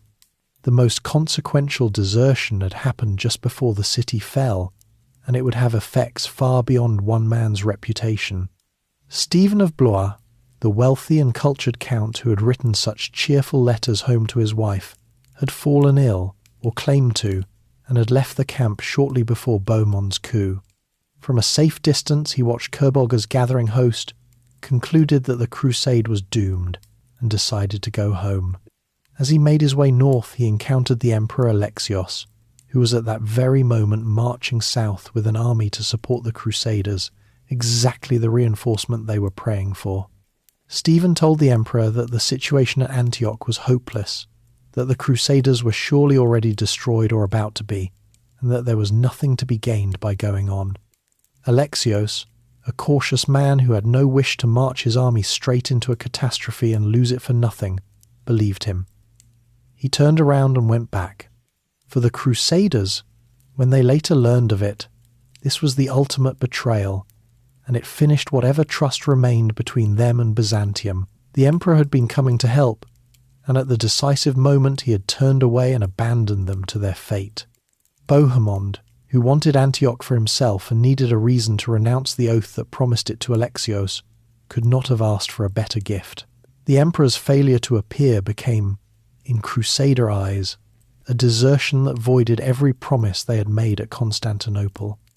As for Stephen of Blois, he carried the brand of a coward home with him, and the shame of it would later drive him back east on another expedition, where he would die, his honour restored at the cost of his life. Inside Antioch, through the middle of June, the Crusaders endured a misery that pushed them to the edge of total collapse. Kerboga pressed his attacks against the walls and around the citadel, and the half-starved defenders threw him back again and again, but at terrible cost and with dwindling strength. There was savage fighting on the slopes below the citadel, where the garrison above and Kerboga's men tried to link up and split the city in two, and the Crusaders, fighting uphill on empty stomachs, just barely held the line. The leaders met in grim councils, and even the boldest of them were running out of ideas. They were trapped, outnumbered, starving, and surrounded, with no relief coming and no obvious way out. Many believed the end was simply a matter of time. In such moments, when ordinary hope has run out, people turn to other kinds. And it was now, at the lowest point of the entire crusade, that a strange and powerful thing happened in Antioch, something that would either be remembered as a miracle or dismissed as a desperate trick, depending on who told the story. A poor and otherwise unremarkable pilgrim, a man named Peter Bartholomew, came forward claiming that he had been visited in a series of visions by St. Andrew, and that the saint had revealed to him a secret hidden beneath the floor of one of the city's churches. Buried there, Peter said, lay one of the holiest relics in all of Christianity, the very lance that a Roman soldier had thrust into the side of Christ as he hung on the cross. If the Crusaders found it, the saint had promised, it would be the sign that God had not abandoned them, and with it they would triumph. In a starving, terrified army with nothing left to lose, such a promise was not a small thing. It was a spark thrown into dry tinder, and what it set alight would carry the crusade out of the trap of Antioch and back onto the road to Jerusalem. The Holy Lance, the man at the centre of it all, Peter Bartholomew, was not the sort anyone would have chosen as a vessel for divine revelation. He was a poor pilgrim of low birth and, by some accounts, a rather disreputable character, not a priest or a holy man, but an ordinary follower of the army. Yet he came before the leaders with a detailed and insistent story. Over several nights, he said, St. Andrew had appeared to him and rebuked the Crusaders for their sins, but had also promised them deliverance. The proof would be the Holy Lance, the spearhead that had pierced the side of Christ, which the saint declared lay buried beneath the floor of the Cathedral of St. Peter, inside Antioch itself. Find it, and victory would follow. The leaders were divided over whether to believe him. Raymond of Toulouse, the proud old count, embraced the vision wholeheartedly, and his chaplain became its most devoted recorder and promoter. The relic would, conveniently, be associated with Raymond's faction, lending him spiritual prestige at a moment when Bohemond was gaining the upper hand in worldly matters. The Pope's representative, Bishop Adhemar, was far more sceptical. He was an educated and sensible man, and he had reason to doubt, for he had seen a relic claimed to be the very same Holy Lance displayed back in Constantinople, which made a second one buried in Antioch rather hard to credit. But Adhemar was wise enough to read the mood of a desperate, starving army, and he did not openly denounce the vision. The hope it offered was too valuable to crush, so they dug. On a day in the middle of June 1098, a party of men laboured in the floor of the cathedral, watched by an anxious crowd, turning over the earth hour after hour and finding nothing. As the day wore on, and the pit yielded only soil and rubble, the doubters grew louder. Then Peter Bartholomew himself climbed down into the hole, scrabbled in the dirt, and rose holding a piece of iron, which he proclaimed to be the head of the Holy Lance. To the believers, it was a miracle, undeniable proof of God's favour. To the skeptics, it looked very much as though a man who knew exactly where to dig had produced an object he could easily have placed there himself. But in that moment, inside the trap of Antioch, with Kerberger's army outside and starvation within, the skeptics kept their suspicions quiet, because the effect on the army was immediate and overwhelming. A despairing host that had been melting away by the night was suddenly transformed into a body of fervent believers convinced that God was about to fight on their side. Other visions quickly followed, as they tend to in such times. A priest reported that Christ himself had appeared to him with promises of aid. There was talk that the spirits of Crusaders who had died on the long march would rise and return to fight alongside the living, led by the warrior saints of the Eastern Church, St. George, St. Demetrius, and St. Mercurius, mounted on white horses and clad in shining arms. The whole emotional temperature of the army swung from black despair to burning confidence, and the leaders, recognizing that they could not hold out much longer in any case, made the bold decision that this new mood made possible. Rather than wait passively to starve, they would march out of Antioch and offer open battle to Kerboga's far larger army, trusting in their renewed faith and in the disorder they hoped to find among their enemies. Before the battle, they did what their faith demanded. They fasted, which was not difficult under the circumstances, confessed their sins, and walked in solemn religious procession through the city. They also tried diplomacy of a sort. Peter the Hermit, his earlier disgrace apparently forgiven or at least set aside, was sent out as an envoy to Kerboga to propose terms, perhaps even to suggest settling the matter by a contest of champions. Kerboga, supremely confident in his numbers, dismissed the offer with contempt and sent the envoy back empty-handed. He had the Crusaders trapped and starving, and he saw no reason to bargain with men he expected to crush at his leisure. But Kerboga's position was not nearly as strong as it looked, and his greatest weakness was the army itself. His host was a coalition made up of contingents from many different Muslim rulers across Syria and Mesopotamia, lords who distrusted one another and distrusted Kerboga even more. Several of them had no wish to see the powerful ruler of Mosul grow stronger still by destroying the Franks and dominating the whole region. They had come because they had to, and they were watching for an excuse to leave. Kerboga, for his part, had failed to win their loyalty, and his overconfidence made matters worse. The Crusaders were counting, whether they knew the details or not, on exactly this fragility. On the morning of the 28th of June, 1098, the gates of Antioch opened, and the Crusader army marched out to give battle. They came out in organised divisions, one after another crossing the bridge over the river, with the various lords each leading a battalion, the priests in their vestments praying over them, and the holy lance carried aloft in their midst as a banner of God's favour. Most of them were on foot, for the horses were nearly all gone, and they were thin and weak from hunger. By any sober calculation they should have been destroyed. Kerboga made his first mistake here. He could have attacked the Crusaders as they crossed the bridge, striking each division before the next could form up, but instead, perhaps wanting to lure them all out and annihilate the entire army at once, he let them deploy unmolested onto the plain. Once the Crusaders had formed their line, the battle unfolded with surprising speed. The Crusaders advanced steadily, and Kerboga's attempts to encircle them were met and held. Then the thing the Crusaders had hoped for came to pass. As the fighting developed, large contingents of Kerboga's allies simply withdrew from the field, the resentful emirs choosing this moment to abandon him rather than risk their men for his glory. Whether from this defection, the unexpected steadiness of the starving Franks, fires set in the dry grass, or the visions of warrior saints that the Crusaders swore they saw riding to their aid, Kerboga's great army lost its cohesion and then its nerve. The withdrawal of his allies became a general flight.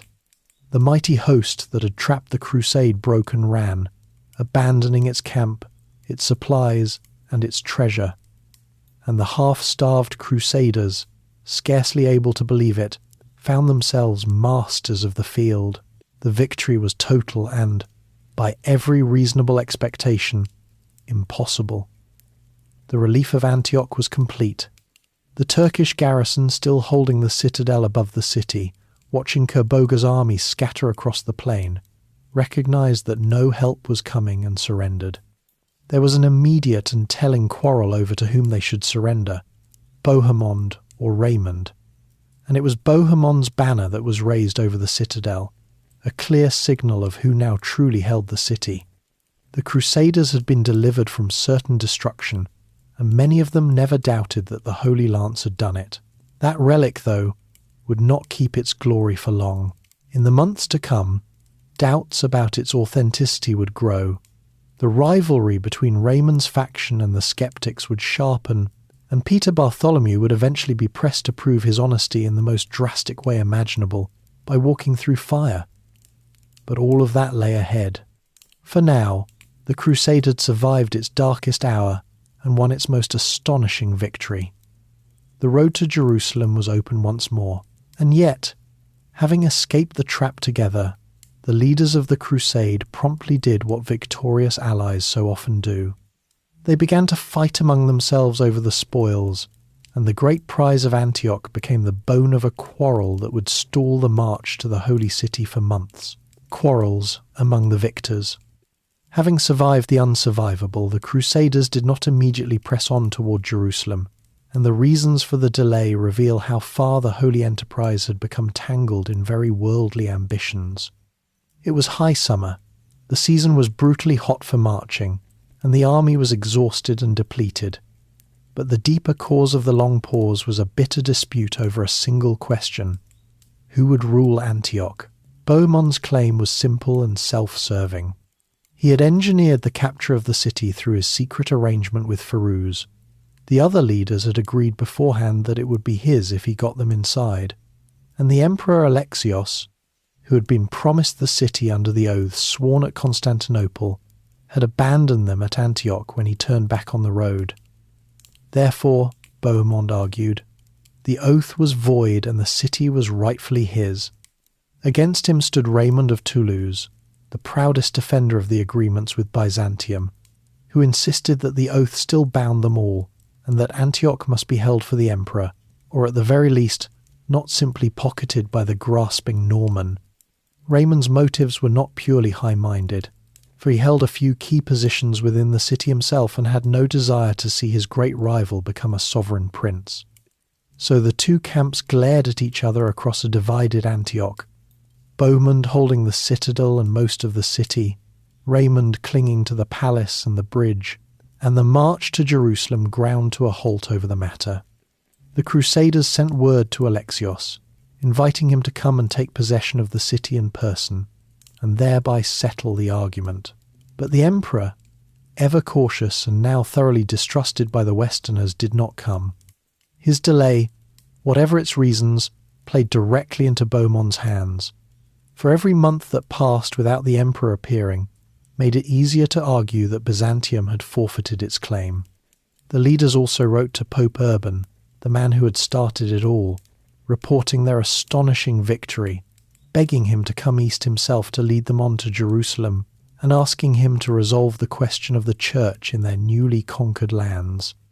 Urban never came, and in one of the sadder ironies of the whole story, he would die in 1099 without ever learning that the crusade he had launched had succeeded. The news of Jerusalem's fall reaching Rome just after his death, the crusade had also lost the one man who might have held it together through these quarrels. Bishop Adhemar of Le Puy, the Pope's representative, the wise and respected mediator who had calmed disputes, steadied morale, and given the expedition a unifying voice, died on the 1st of August, 1098, carried off by an epidemic that swept through the Crusader ranks in the unhealthy aftermath of the siege. His loss was incalculable. He had been the closest thing the crusade had to a neutral leader whom all the proud lords would heed, and without him the rivalries ran unchecked. The disease that killed him, probably typhoid bred in the filth and crowding of the long campaign, killed thousands of others as well, and for a time it scattered the army, the leaders withdrawing to different towns to escape the sickness and to keep their men fed. That scattering became, predictably, another round of land grabbing. Rather than concentrate on Jerusalem, the leaders spent the autumn and early winter of 1098 capturing and garrisoning towns in the region around Antioch, extending their holdings, installing their own men, and in Raymond's case even setting up a Latin bishop in a captured town to strengthen his position.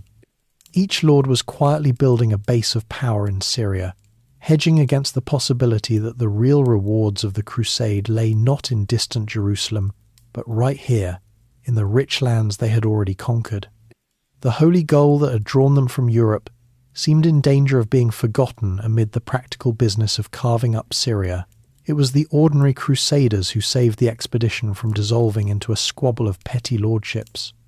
The common soldiers and the poor pilgrims who made up the bulk of the host had not crossed a continent, buried their friends in the desert, and starved through the siege of Antioch in order to watch their leaders haggle over Syrian towns. They had come for Jerusalem, and their patience was running out. Through the autumn and winter, their anger grew louder and more dangerous. They began to threaten that if the lords would not lead them onward, they would choose a leader of their own and march without them. In some accounts, they swore to tear down the very walls of the disputed towns, even of Antioch itself, reasoning that if there were no fortress left to fight over, the leaders would have nothing to quarrel about and no excuse to stay. It was the pressure from below, far more than any agreement among the princes, that finally got the crusade moving again. Faced with this mounting fury, and seeing a chance to reclaim the moral leadership of the expedition that Bohemond's worldly success had stolen from him, Raymond of Toulouse changed course. If he could not have Antioch, he could at least be the man who led the faithful to the holy city, and that prestige might prove worth more than any single town. Early in 1099 he made the decisive move. He took up the role of leader of the march, gathered those who would follow, and set out south toward Jerusalem at last. To shame the others into joining, he is said to have walked at the head of the column as a humble pilgrim. The strategy worked. Godfrey, the two Roberts, Tancred, and the rest, unwilling to be left behind and to surrender the glory of the final triumph to Raymond alone, fell in and marched south too. One man did not. Bohemond stayed behind. He had what he had come for, a great city and the makings of a principality of his own, and he had no intention of risking it by marching off to Jerusalem. The most brilliant soldier of the crusade, the man whose cunning had taken Antioch and whose generalship had broken Kerbaga, dropped out of the holy war at the threshold of its goal to become the ruler of Antioch, founder of the Second Crusader state. His ambition had been satisfied. The pilgrimage could continue without him. And so, after a delay of many months that had nearly torn the crusade apart, the army turned its face toward Jerusalem once more, reduced in number, stripped of some of its ablest leaders, but still formidable and now driven by a determination sharpened by all it had endured. Ahead lay the long march down through Syria and into the lands of Palestine, a journey that would have to be managed with unexpected care. For the political landscape to the south was different from anything they had yet faced. The road to the holy city would test not only their swords but their judgment, and it would pass through one more bitter ordeal, in which the holy lance that had saved them at Antioch would be put to a terrible and very public test. The long road south, the march that resumed in the early months of 1099, moved through a political landscape quite different from the one the Crusaders had fought their way across in the north. The Turks, who had ruled Syria and Anatolia, were Sunni Muslims, loosely tied to the Seljuk world, and they had been the Crusaders' enemies at Nicaea, Dorylaeum, and Antioch. But the southern lands toward which the army now marched, including the coastal cities of Lebanon and Palestine, and the prize of Jerusalem itself, had recently fallen under the control of a rival Muslim power, the Fatimid Caliphate based in Egypt. The Fatimids were Shia, and they regarded the Sunni Turks as enemies every bit as bitter as the Christians did. In fact, while the Crusaders had been bogged down at Antioch, the Fatimids had taken Jerusalem from the Turks. The Muslim world the Crusaders were entering was deeply divided against itself, and that division would help the Christians as much as any victory of their own. The Fatimids, sensibly enough, had no wish to fight the formidable Franks if they could avoid it, and they had been trying for months to reach an understanding. They had sent envoys to the Crusaders during the siege of Antioch, proposing a kind of alliance against the common Turkish enemy and offering the Christians free and protected access to Jerusalem as pilgrims, provided they came peacefully and in small numbers. It was a reasonable offer, and from the Fatimid point of view a generous one, but it fundamentally misread what the Crusaders wanted. They had not crossed the world to visit Jerusalem as tourists under Muslim protection. They had come to take it and to hold it, and no offer of pilgrim access could satisfy that ambition. The negotiations went nowhere, and the Crusaders marched on toward a city the Fatimids now had to defend. Before they reached it, there was one more costly delay, and it brought the strange affair of the Holy Lance to its grim conclusion. Raymond of Toulouse, still hungry for a domain of his own, laid siege to a town called Acre, near the wealthy coastal city of Tripoli, hoping to win himself a base of power in the region. The siege dragged on for weeks and then months, achieving nothing, and the ordinary Crusaders, who had heard all this before, grew furious at yet another self-serving hold-up. It was during this stalled siege that the long-simmering doubts about Peter Bartholomew and his relic finally boiled over. The skeptics, whose suspicions had only grown since Adamar's death, openly accused Peter of fraud. To defend the lance, and his own honour, and the prestige it lent to Raymond's faction, Peter Bartholomew agreed to prove the truth of his visions by the ancient test of the ordeal. He would walk through fire, trusting God to carry him through unharmed.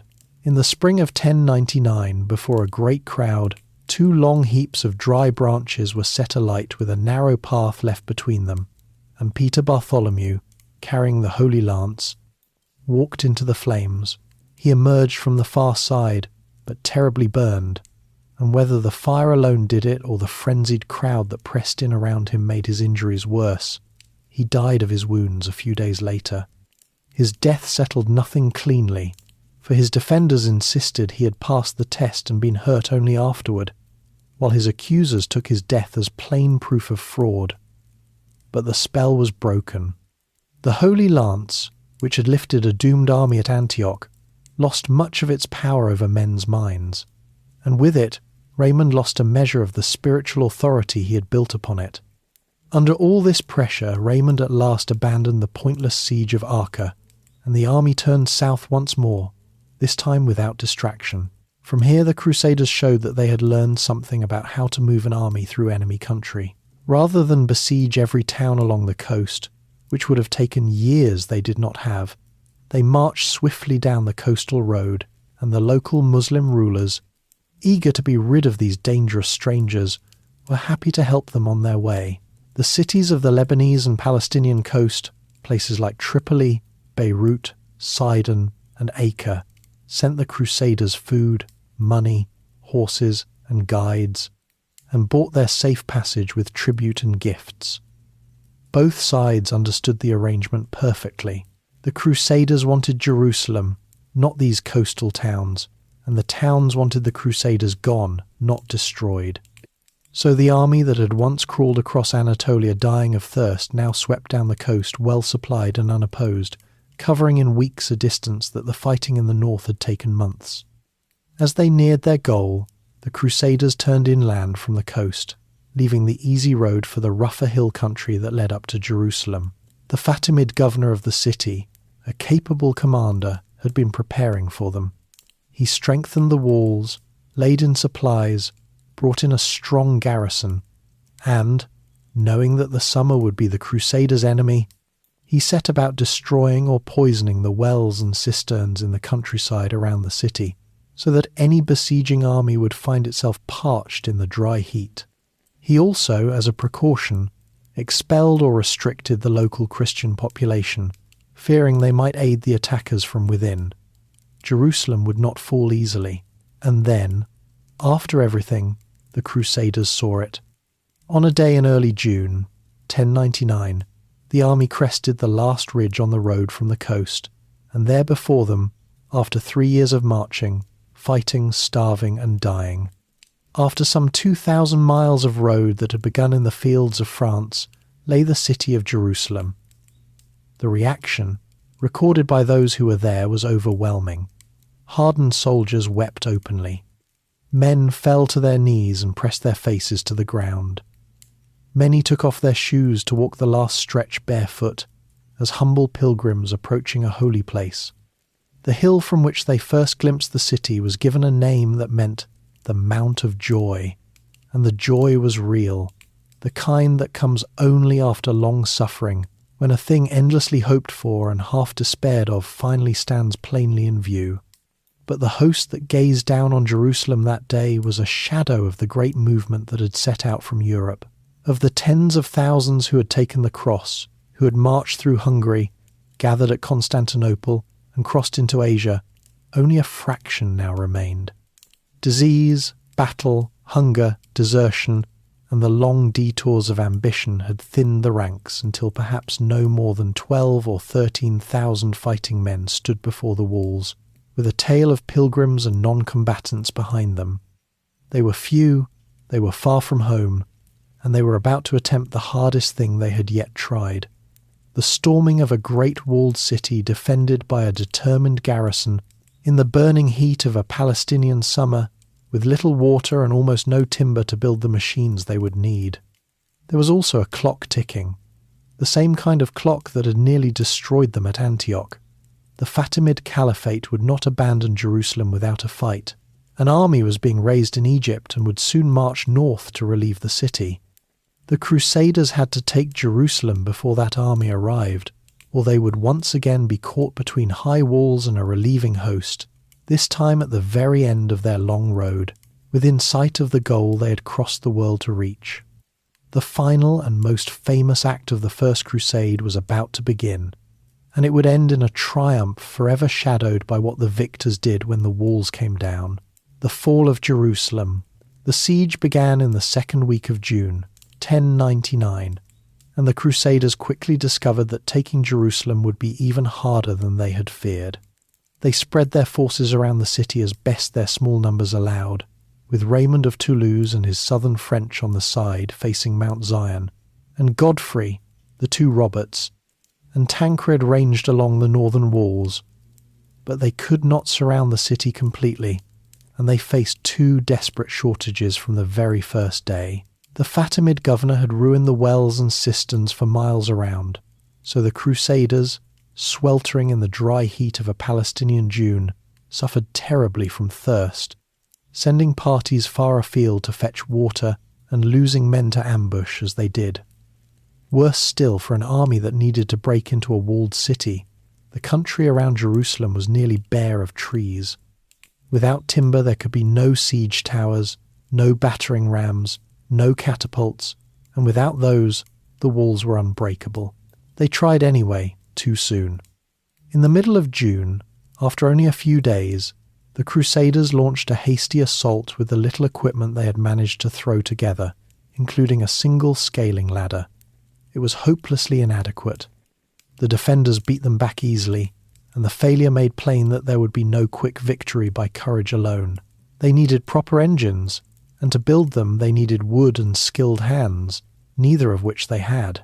Salvation arrived, as it had at Antioch, by sea.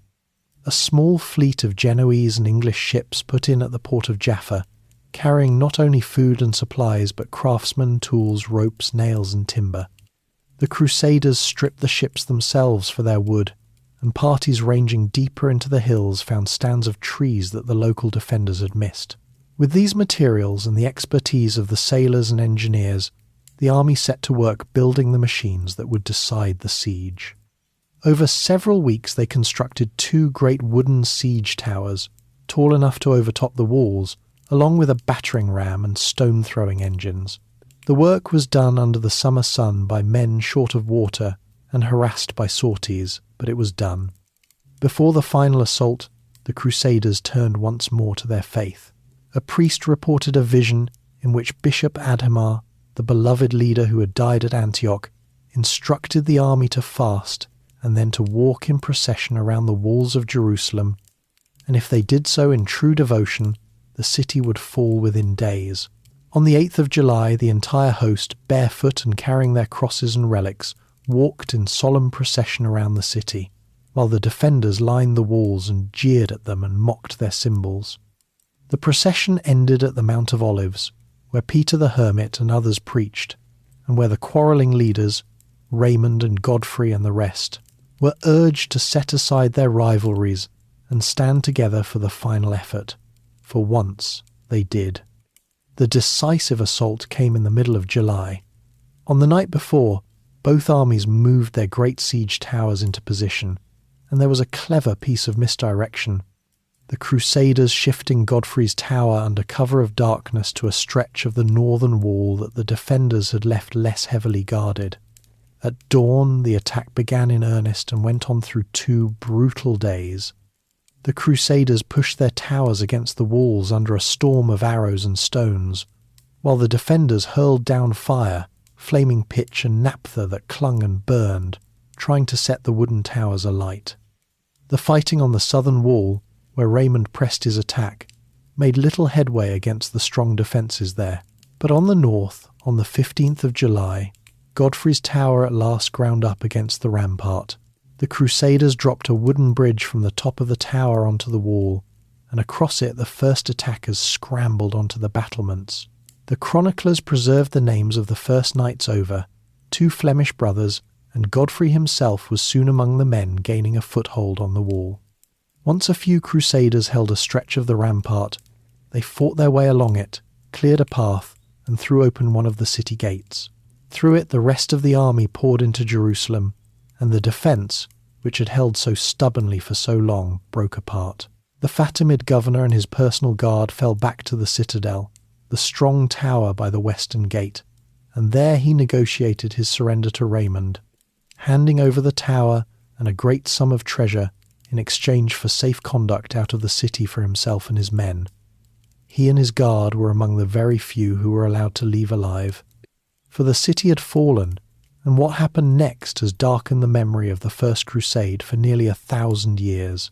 The Crusaders, after 3 years of suffering, after the desert and the sieges and the deaths of so many of their companions, and now whipped into a frenzy by victory and by their belief that they were reclaiming the holiest place on earth, fell upon the inhabitants of Jerusalem and slaughtered them. They killed Muslims and Jews, fighting men and unarmed civilians, the old, the women, and the children, through the streets and houses of the city. Many of the Muslim inhabitants had taken refuge on the Temple Mount, in and around the great mosque, and there they were cut down in large numbers. The Jewish community of Jerusalem gathered in their synagogue, and it was set ablaze with them inside. The Crusader chroniclers themselves described the killing in terms so extreme, blood flowing through the streets, that later readers struggled to believe them, and modern historians still debate how many thousands truly died, and how much the numbers were exaggerated by writers eager to convey the totality of the conquest. What is not in doubt is that a massacre took place, indiscriminate and prolonged, and that it shocked even some who heard of it at the time. Then the Crusaders did a thing that captures the strange and troubling heart of the whole enterprise. Having drenched the city in blood, the surviving leaders and soldiers, many of them still spattered with it, went in procession to the Church of the Holy Sepulchre, the site of Christ's tomb and the spiritual goal of their entire pilgrimage. And there they wept and gave thanks to God and prayed in joy and gratitude for the mercy that had brought them to this moment. They saw no contradiction in it. To them they had purified the holy city and recovered it for Christ, and the slaughter was part of that purification. To the Muslim world, and to many who have looked back since, the image of pious men praying in a city they had just filled with the dead became the defining and damning memory of the crusade. The killing at Jerusalem would be remembered in the Islamic East for centuries, a wound that shaped how an entire civilization viewed the Franks who had come out of the West. But the deed was done, and the goal achieved. On the 15th of July, 1099, after a journey of 3 years and 2,000 miles, Jerusalem was in Christian hands. The first time in more than 4 centuries that the city had passed out of Muslim rule. The impossible thing that Urban had called for in a French field had come to pass. Yet a conquered city is not a governed one, and the Crusaders had given almost no thought to what came after victory. Who would rule Jerusalem now? How would a handful of exhausted Westerners hold a city in the middle of a hostile world?